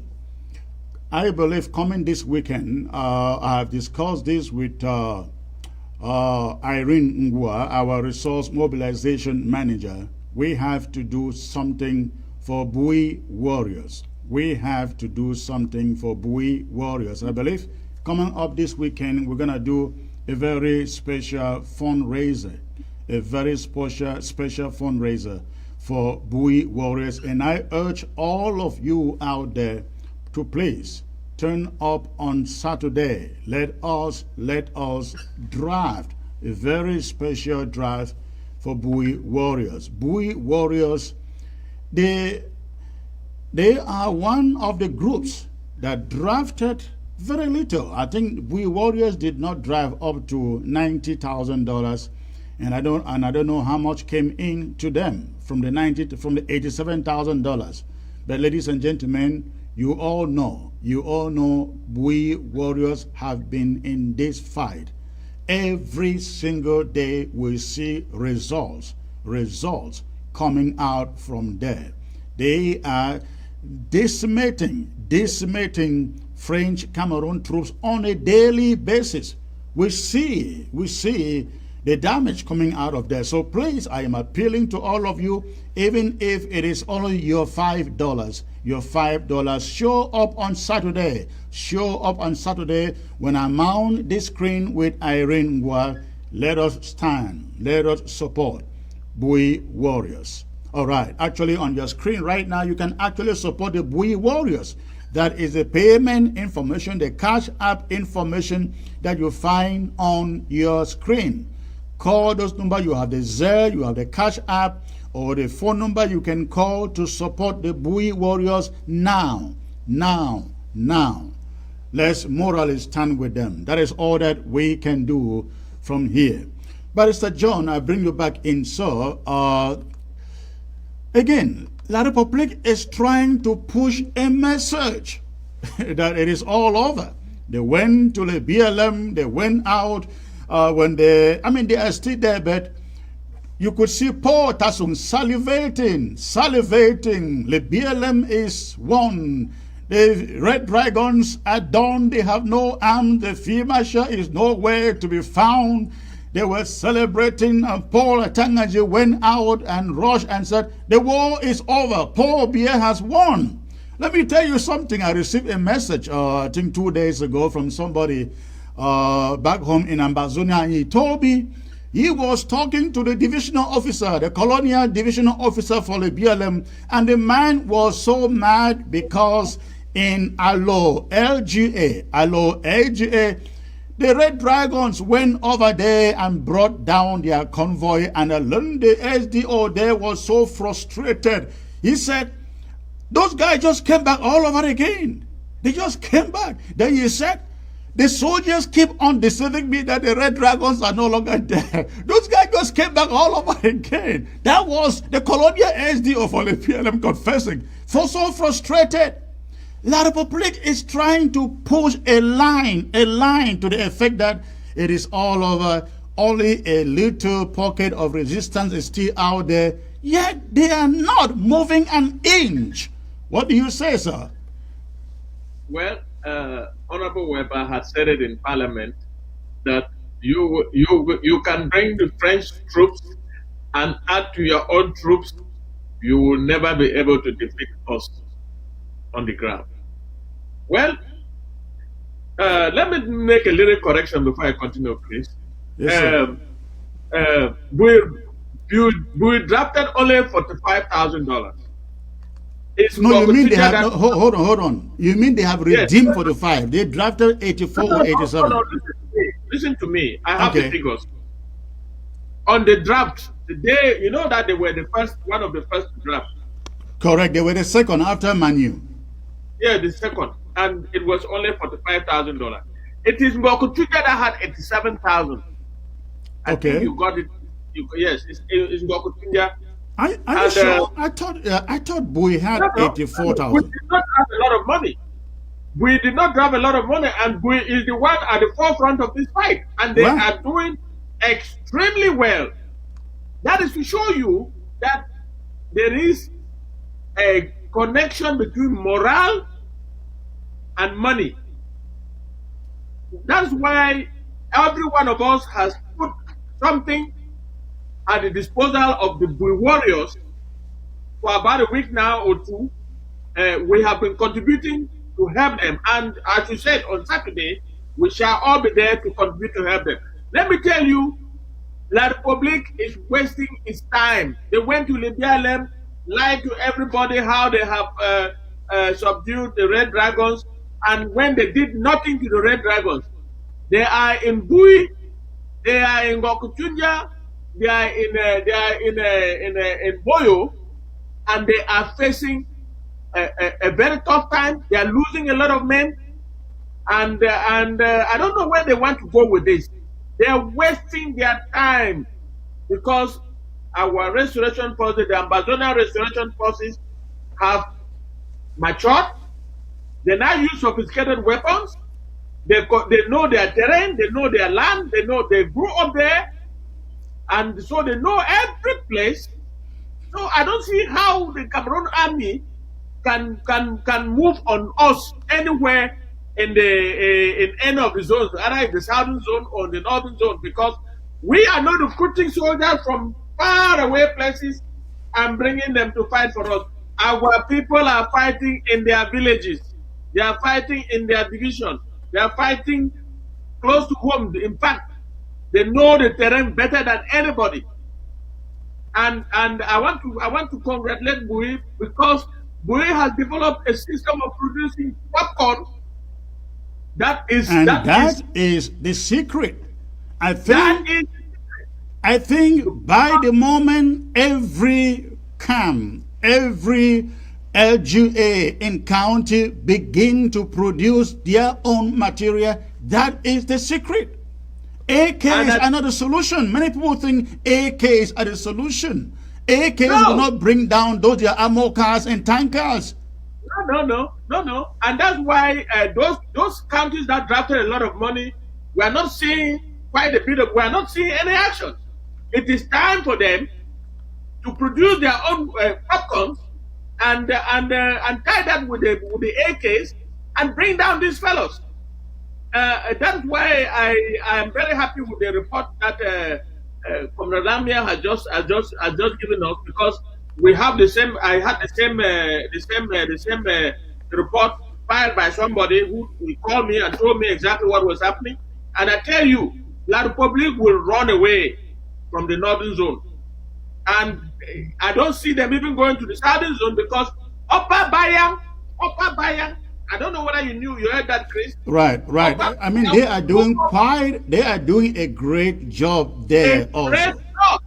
They blew up an armor car, and they decimated a lot of La Republique soldiers. Right. So where are they? And you will not see those. La Republique will not mention those. I mean, I'm sure you saw the footage at the weekend where their women were weeping at the death of one of theirs. I wish we are seeing all those other corpses brought back to them. How they weep. La Republique doesn't want anybody to see that. No. They bury their dead in mass graves at where they are killed, and then they turn around and say they have deserted. Look, Chris, these guys, I don't know what they want. I don't know what the French will want to achieve by slaughtering these Cameroonians the way they are, because they cannot defeat Ambazonia. This war cannot end this conflict. Let them come to the negotiating table. Otherwise, we will continue to decimate them. We have matured, our restoration forces have matured, and they have the equipment at their disposal, especially in Bui and Gokutunya, and to a lesser extent, Donga Manton. And Donga Manton is coming up with his own popcorn. We will see where they will run to. You see, it's not a question of moving thousands of troops. It's the will to fight, the technique to fight. You don't even know the terrain, and you think that you move troops and come and do what on our land. A boy who grew up in Bui, what can you do to him? And the language of command in Bui is Lamso. How many La Republique soldiers understand Lamso, for heaven's sake? Well, Barrister John, there is so much to talk about. I know a lot has been going on in Du. Unfortunately, I don't have a good handle on what is going on there. We will come back to that another day. Let me talk a little bit about Nwa. Okay. Nwa is in Donga Manto. The only thing that has made them to kill some of our people is the Fulani that have moved in from Nigeria. I don't know what La Republique is cooking with Nigeria. Are we very sure? Have we been able to confirm that in fact Fulanis are coming in from Nigeria to attack our people? Yes, Chris. We are going. We have enough to say that the Fulanis came in from Nigeria. They came right down to Ngabu. Look, what happened in Ngabu, you cannot only put it on the Cameroon Bororos. The Cameroon Bororos were present, but they brought some people, some of their people from the Fulanis in the northern Nigeria. So I am telling Nigeria that if they want to enter the conflict in southern Cameroon, they will enter, but they cannot defeat us on our land. Look, we have suffered some casualties on civilian side in Nwa, and we will not let that down. We will follow them to wherever they are.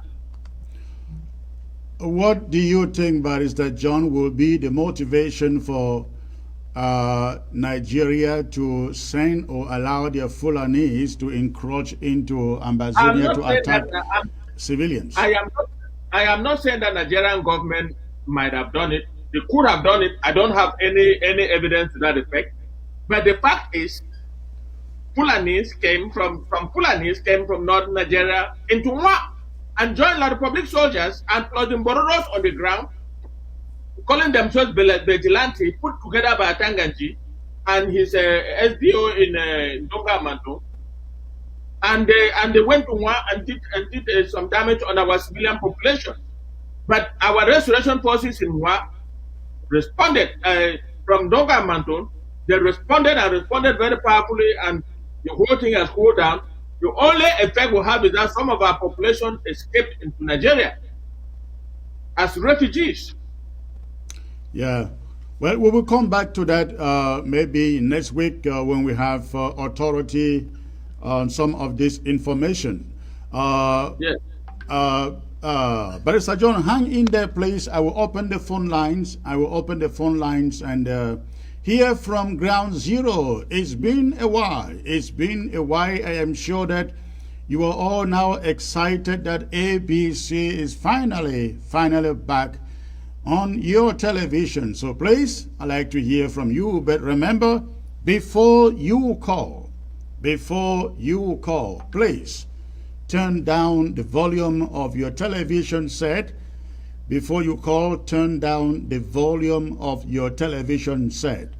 Else, if you call with an echo in the background, there is no way I can take your call, because I will have to talk and sit for you to take 1 minute to get me before you talk. So I don't do that, especially when there are so many callers. So the phone number is there, ladies and gentlemen, on your screen. I think I got the first caller here. Let me see. Hello. Hello. Yeah, good evening, Mr. Chris and Barrister John. Thank you, sir. I guess there's a problem with your network. The voice quality is so poor. Okay, you get me now? Okay, it's better now. Where are you calling from, sir? Yeah, I'm calling from one part of Europe, in Norway. Norway, okay. And what is in your mind, sir? Yeah, concerning the guest that you call up, the parliament, but we always say this white people will never favor us. And then the time we think about put them off on our radio set or on our TV, it's better for us, because they will never favor us, all over the world. And there are too much racists all over the world. They are working for their own people. Well, I don't see any need for time. Hold on. I think you are being a little naive there, because, listen, if you think that these guys will come and sit on television and say we support Ambazonia, forget. You will never hear that. Never, ever. Not even from the strongest supporter of Ambazonia anywhere in Europe or America. But at least they are talking about it and asking for a solution. Again, as we said, if you listen to me and Barrister John earlier, we said it is incumbent upon us to take advantage of the opportunity and make our case. Don't you think that's important? These people are hypocrites. They always say something and they do other things. And that is why I'm saying these people are hypocrites. They will always be delaying. They want to make back finding. They want to do this for delaying tactics. These are hypocrites, and it is not good. We should just forget about them. They will pull on our independence. That is what I'm trying to say. Well, I hear you, but diplomacy doesn't work that way. They will take forever to do anything. But remember, it took forever for Sudan. They got it. It took forever for Eritrea. They got it. and for others. So our case is not any more different. We will persevere, and we will do everything that we can, no matter what they do, no matter what they say, to get to our destination. Thanks for calling. All right. Barrister John, you have anything to add there? Yeah, I just want to tell the caller that that this guy is working to stop this war, and that's a big plus for us.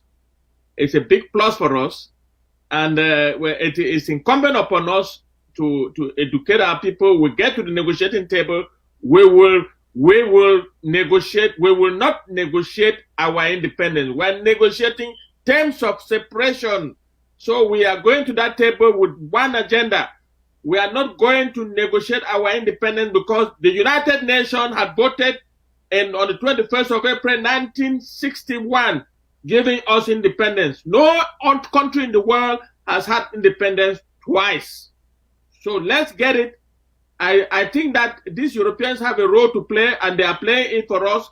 We should not chastise them just yet. We should at least take advantage of what they're saying and get to the negotiating table. That is our goal now. All right, Barrister John. Let's get to our next caller here. Hello, sir. Good evening, Secretary Chris. Good evening, sir. May I know where you are calling in from, please? Yeah, I'm calling from Finland. Finland, okay. What is in your mind? Concerning what even what people are saying, I think what we just need to do is to support our boys in Ground Zero, and I strongly believe that this coming Saturday we should gather and try to see how we can support. But my other question is, what are the other countries, the counties doing? We all drafted for the other counties, but we have not been hearing some of these other counties. So we hope the money they are still keeping it, because when it comes to accountability, we don't need to for them to start telling stories, because there are so many counties that we have not been hearing anything about them.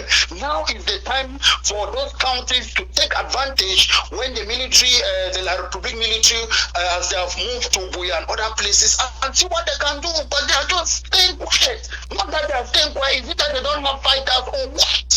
Because this thing is making us, it's pushing us backward to start thinking of the second draft, because it will be difficult for people to start drafting when they have not been seeing what they have been doing. So if some of these counties were behaving like Lebiele, Buing, or Kutuja, it was for people to start even contributing for the second drafting, because they are seeing what it's doing. But if we are not seeing it, it becomes so difficult. So what are the county heads in the other counties doing? They know themselves. I'm not here to be calling them, but they know themselves. They should try and do something. That's just an observation I wanted to put on. Thank you very much. Thank you. That is a very legitimate concern. But I don't think you have to be worried about that, because they say you harvest what you sow. The draft will be coming up again very, very soon. If these other localities, communities, LGAs, and counties are not ready to do anything, I guess another draft will be coming. They would have to explain how they spend the other money before people, I believe, can give them any more money. Thank you for the call. Barrister John, any point there? Yes, I want to tell the caller that it's not only Buing, Gokutunja, and Libialem. You have to include Manu, because Manu is doing extremely well. The news is coming. You have to include Boyo, because Boyo is doing well. I'm already in 5 counties. I want to call on Mezam and Momo, who drafted a lot of money. Let's hear from them. Let's hear what is happening. Let's hear from those 2 big counties. And of course, we know about Kupe Maninguba. They are doing the best they can, because they are not sleeping. But let the caller give some time. The draft money will work and work marvelously. They are working already. I want to suspect that the production of popcorn is still going on. The machinery, some countries are advanced, some are not, so they are still working on that. And I hope that in the next few weeks you will hear a lot of fire. But we should not be discouraged. We will have fire, and we will have another round of draft that will bring in more money, so that we'll keep this war on. If that's what the Republic wants, that's what they will get. All right, all right. I guess you are right to challenge the two biggest counties that drafted the most, talking about Mezam and Momo. However, I am learning that Momo has not really redeemed even half of what was drafted there. Let me get to this caller from ground zero. Unfortunately, it's a bad connection, it seems to be. It's a bad connection. Let me see. Hello. Hello. You are right to challenge. Well, again, before you call, please turn down your volume. Turn down your volume before you call. Hello. Hello. All right, that's another bad caller or bad call. Let's see who is next.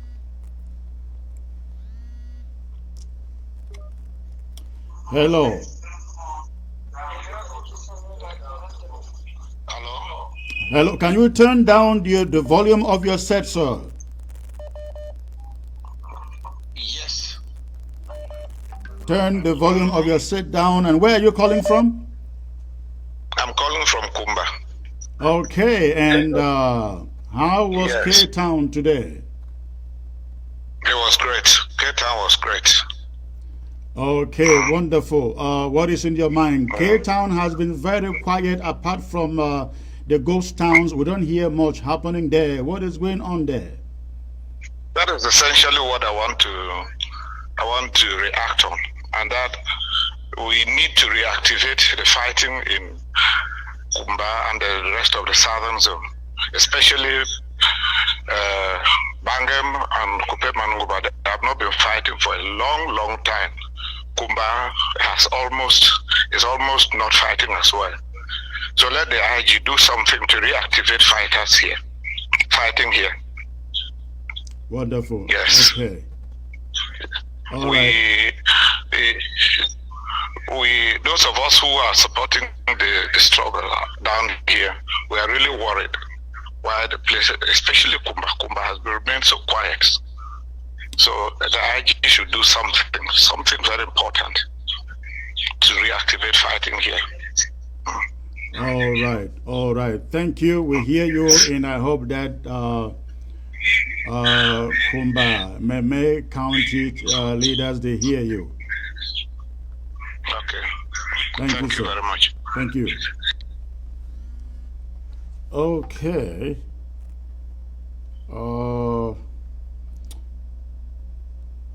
Let me see who is calling here.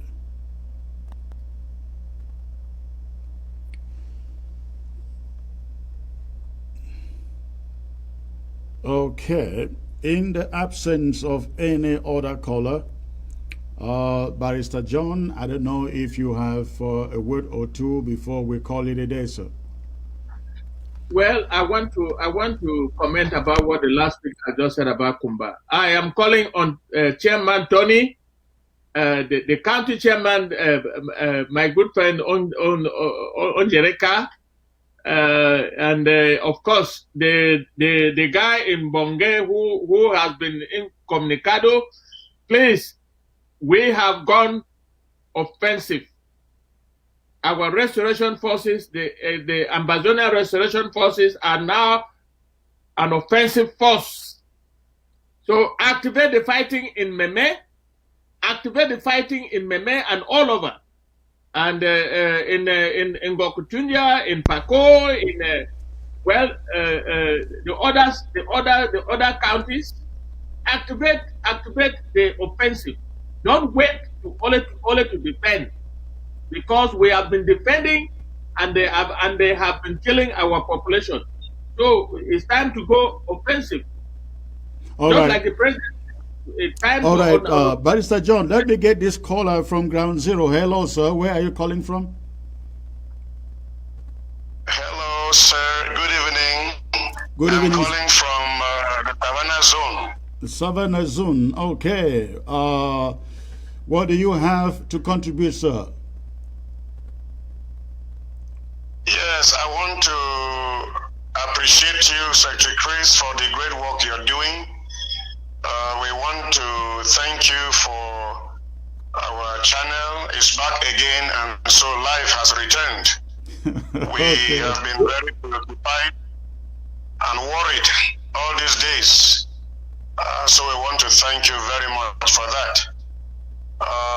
We also want to thank the interim government for the strategy that they are displaying, that is putting La Republique in state of confusion. So we are very happy about that.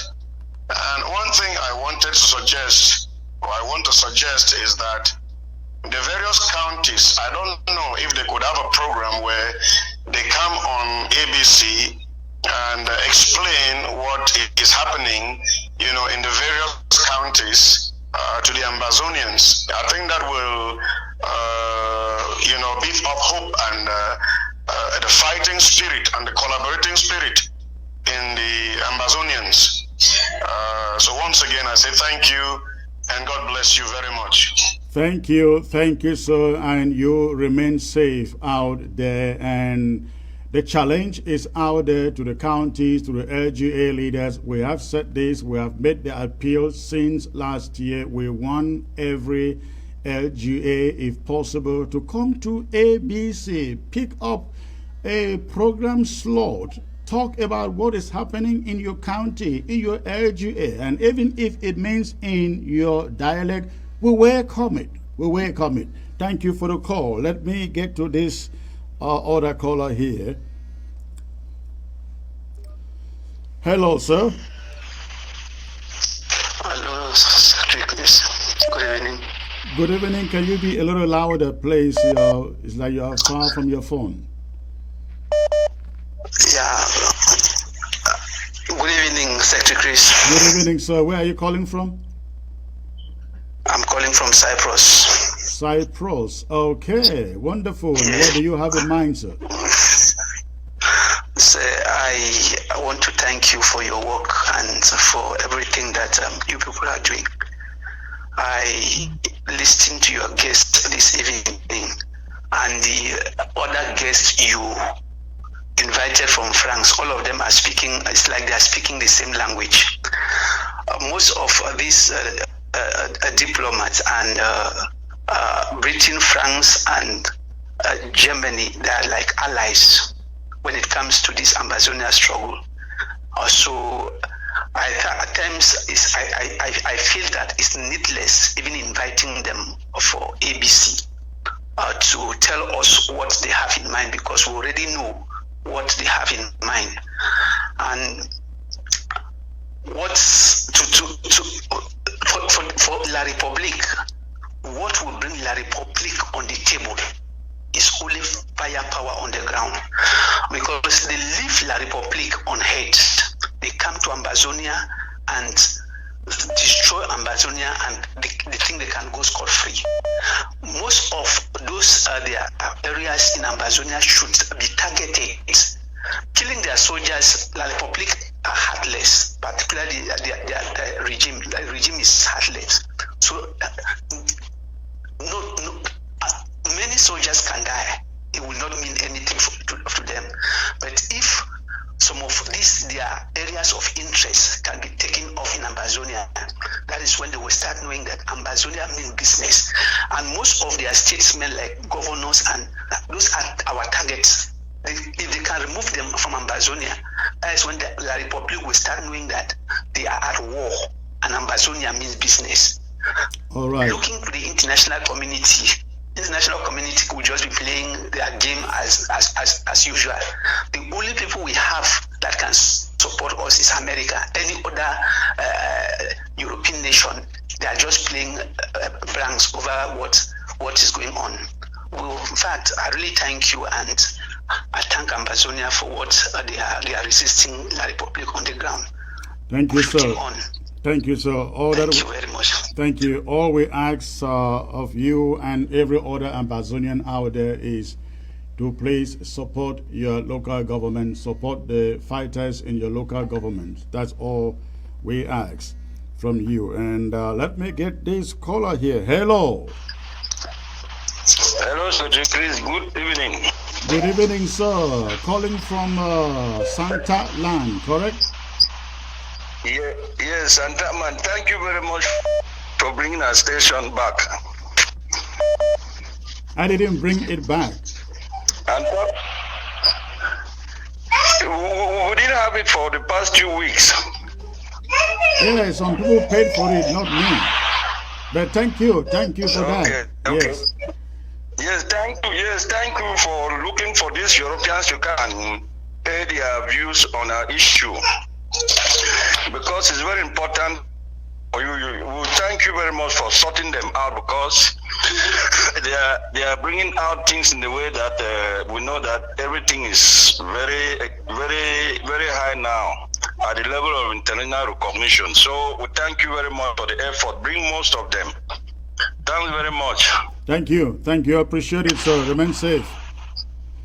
Okay, same to you. All right. Okay, the calls are coming in. I thought they were all done. Let me see. Hello. Hello, Secretary Chris. Good evening, sir. May I know where you are calling from, please? I'm calling from Meme Counties. Meme County. Okay. What we need down here is firepower. The only means to tap honey oil is to fire on the honey. Because they call themselves bill. They need fire that they will burn them down. So we people should increase the firepower down here. Okay, I hope that the fighters in Kumba are hearing you. As somebody said, they have been quite dormant for quite a while, and people are asking whether Kumba still has fighters. So I really hope that the Kumba administration, I'm talking about the LGA heads and the county head and the security team, I hope they are listening to you, especially calling from Ground Zero. Thank you, sir. Thank you, Secretary. Okay. All right. Let's see this other caller here. Hello. Hello. This is a bad network connection. All right. Let's try another one. Still a bad connection there. Okay. Somebody writes, hello, good evening to our ABC TV station that we were so worried of not receiving the information on Ground Zero. So you are welcome back and thanks. Okay, sir. Thank you too for letting us know you can now watch ABC. Hello. Yes. Secretary Chris, good evening, sir. Good evening, ma'am. May I know where you are calling Good evening, in from? sir. Thank you. Good evening. May I know where you are calling in from, please? I'm calling from Gabon, sir. Wonderful. Thanks for calling. Hello. I can hear you. Go ahead. Go on. I'm calling. Yes, Daddy. Yes, I want to appreciate your effort, Daddy.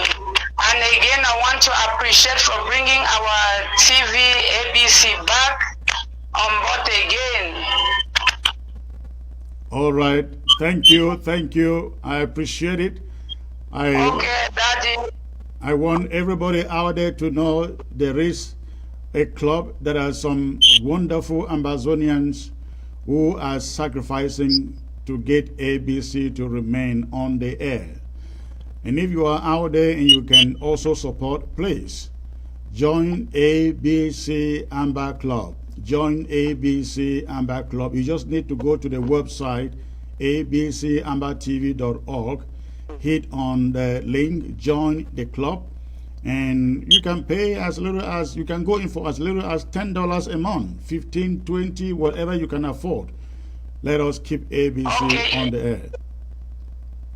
All yes, right. Yes, congratulations. I will do as you said. And I want to appreciate what you have just said. There is a statement that you have just said that if we are expecting something to come out from somebody, that they should let us go, it will never come out from somebody's mouth. It is true, Daddy, and we know that God is really at the center of this struggle. Let's keep on. God will fight for us as He has started, in Jesus' name. Amen. Are you a refugee out there in Gabon or what? Yes, Daddy. Yes, Daddy. I'm seeing you directly like this. Do I look handsome? Very, very. Hey, what are you talking about? You're too handsome, Daddy, with your character and everything. Okay, thank you. Thank you. I was asking whether you are a refugee in Gabon. No, Daddy. No, Daddy. Okay, all right. Please, thank you for the call. Okay, you remain safe out there and give our greetings to all Ambazonians out there in Gabon. Yes, Daddy, I love you very much. You're very, very powerful. May God empower you more and more in Jesus' name. Amen. Thank you. Good night. Okay, Barrister John. Take it. Please hold on, Barrister John. I thought these calls are over. Let me get this. This will be the last one, I think. Hello. Yeah, hello. Hello, sir. May I know where you are calling in from, please? Secretary. Hello, sir. Where are you calling in from? Yeah, I'm calling from Gabon. Okay, and what is going on, sir, in Gabon? What do you have to share with us? I just want to say I'm very happy today because this is the first time that you are picking my call. Oh, you are fortunate glad. you are fortunate because I'm telling you, by the time I am done for this little phone call segment, I would have received about 400 to 500 calls, and I can't take all. You know that. Okay. Thank you. I just want to glad with you because you are working very hard in our struggle. And I just want to make you to understand that I don't understand why the ADF are always taking credit of things that they don't do. I'm so confused because every action of the restoration forces, the ADF is there to take credit. So I want that you should try to make the ADF to understand that we are the one in the restoration forces that is having ground zero. So you should make Chu Ayaba to be quiet because Chu Ayaba is so funny. Today he make a video, whatever that he want to do, a video call or whatsoever, a message to ground zero that they have won the fight, they have done this, done that. I don't understand. So I just wonder we should make him to know that he has no place in ground zero. Thank you very much. Where are you calling from? Gabon. Oh, Gabon. Okay, wow. Barrister John, why is Ayaba taking credit for every job on the ground that he's not even, his boys are not even close to? Well, thank you for the call. He is one of those. Yes, Barrister John. Yes, he is seeking for relevance where there's no relevance. Him and his henchman in China called Capo Daniel. Every time that we have successes on the ground, they rush to claim victory. And yet they are fighting alongside La République du Cameroon. We all know that. But, that is what people who look for importance do. They try to meddle into other people's affairs and claim that they are the ones doing this and that. Well, our people know that ADF is nowhere from ground zero. All right. Let's take this other caller. Hello. Thank you. Hello, Secretary Chris. How are you? I am doing excellent. So may I know where you are calling from, please? Yes, I'm calling from the great state of Texas in USA. Oh, wonderful. Okay, what city? I'm calling from the city of Dallas in Texas. All right, okay. Thanks for the call. What is in your mind? Well, what is on mind? I just wanted to, first of all, I wanted to say great show today, as always. You had a wonderful guest today, the German parliamentarian and barrister, and our most able barrister, as always. We say thank you. But I just wanted to react to one of the previous callers who said they called from nowhere. I hope I got that right. I just wanted to, he said, the Westerners are hypocrites. I just wanted to highlight a few things that the Westerners have done so that we can see who is more hypocritical. Is it the AU or the African community as a whole? Resolution 684 was put together by USA. That's a Western nation. Right. The rest of the world has rallied around and asking La Republique to join us on the negotiation table in Switzerland. The University of Canada has organized a conference to discuss our issue. The University of Oxford did the same thing. Various Western parliaments have discussed our case. Germany, Britain, and others. Compare that to the dead silence that we have received from the African Union. The only action that we have seen from an African nation so far is the deportation, the arrest and deportation of our leaders to Cameroon to face death penalties in their kangaroo court, and it's also the importation of Moros and Fulanis, to disseminate our communities. So when you compare what I just highlighted here, who is more hypocritical? Is it the African Union or the Westerners? That's what I would like to ask that brother, that caller. So let us not bite the finger that feeds us. Thank you. The Europeans are there, the Westerners are there. They are defending their interests. That's how the world works. Let's be careful what we go out there and say, because we can be so narrow-minded to the point where we hurt our own cause. Thank you so much for allowing me to contribute. Thank you, sir. I appreciate it. You have a great evening. Okay, ladies and gentlemen, I am out of time here. Barrister John, is good. It's been a good day. Your last word to Ambazonia. Give Ground Zero hope. Tell them what you want them to go to bed with tonight. Yes, before I say that, I'd like to appreciate what the last caller has just said about, look, we need to West because Africans are not helping us. That is a message that should resonate to our people. We are where we are because of diplomacy. The United States took the lead, and the whole world is now reacting. So, but I'm still to hear from an African country. So that's I am in support of what the last caller has just said.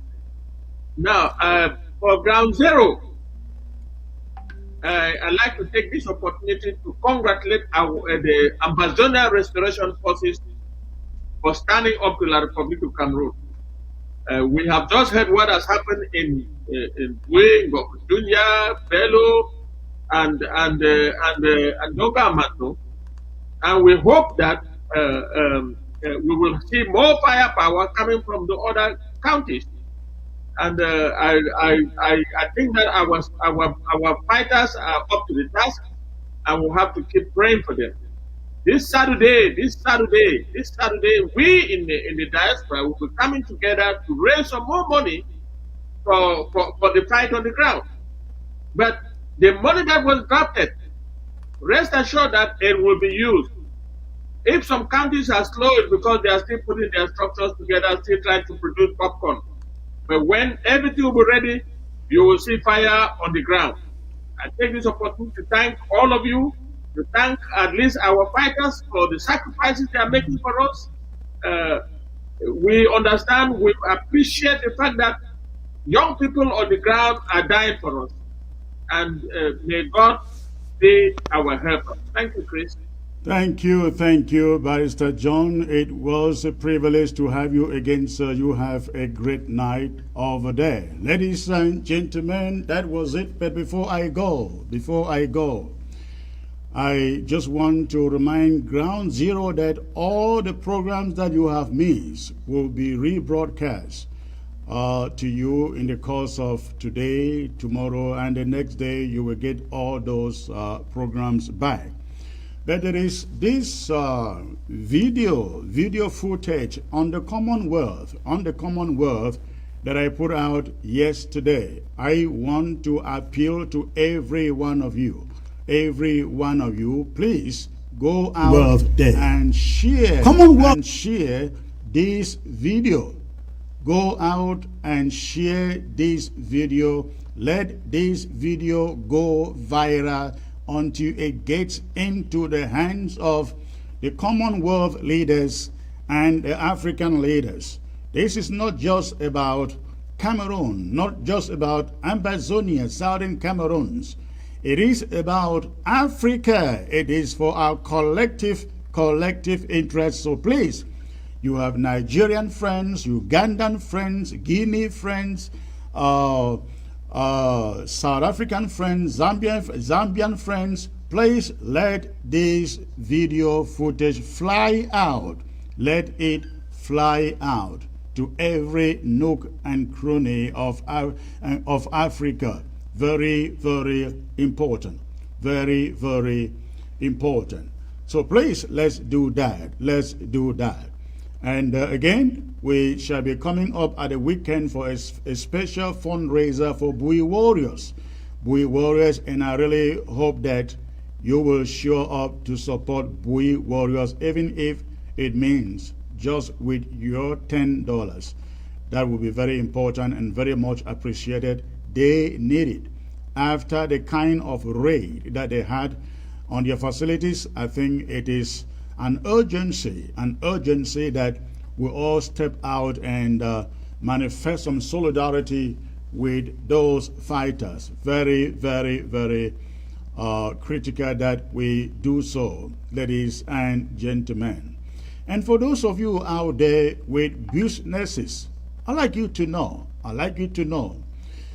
we will very much appreciate you sponsoring some of these shows on ABC, especially my shows, the show that I come up and perform here.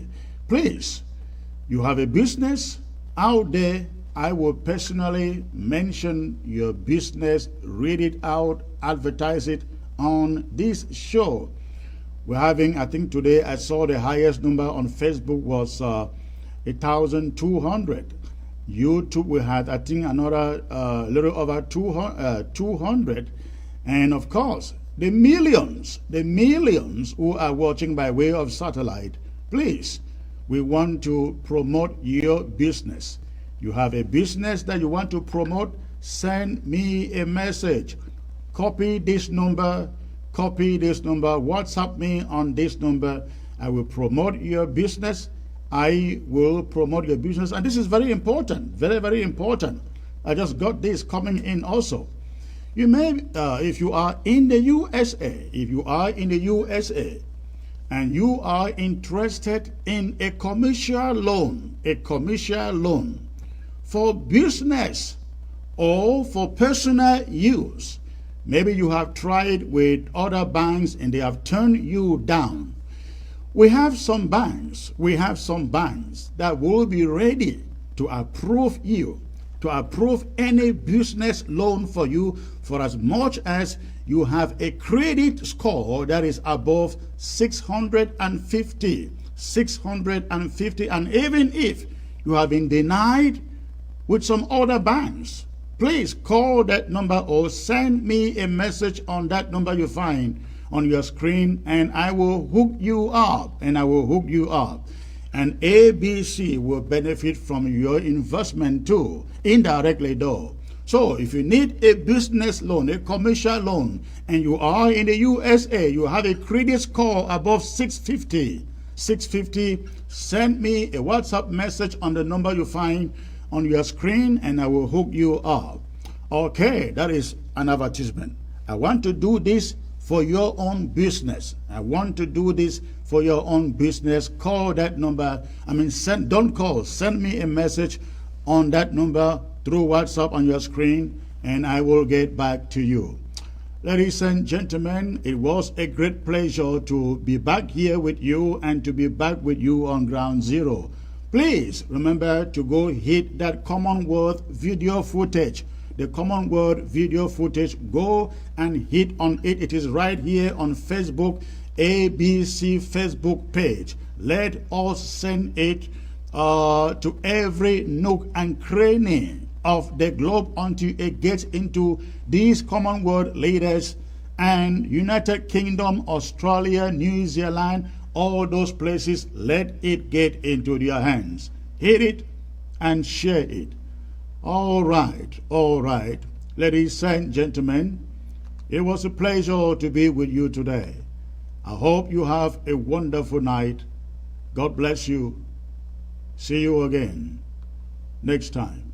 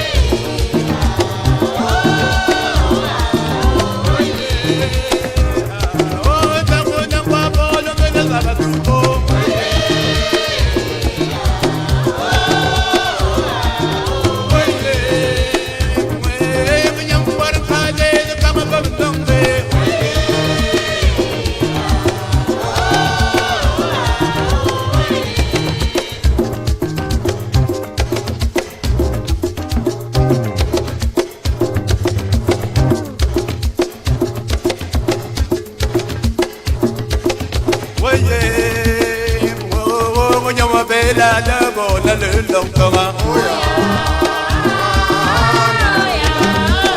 Oyo la lu la de mon mon we wa ma morwa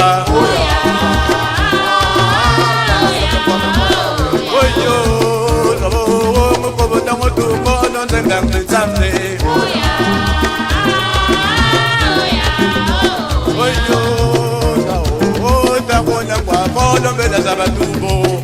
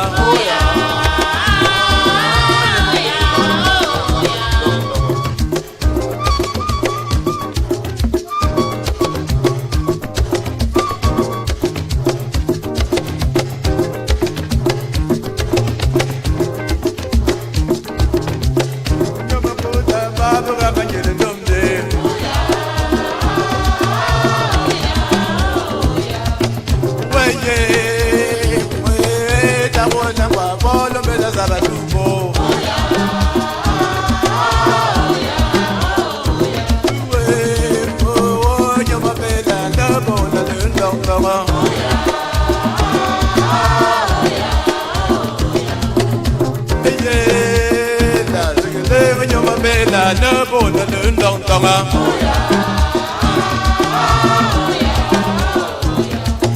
Weye we manyo bela na bo na lundong tonga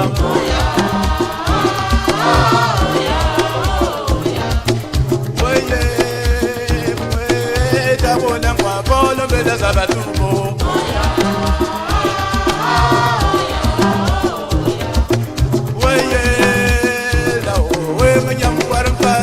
Kama ba mendo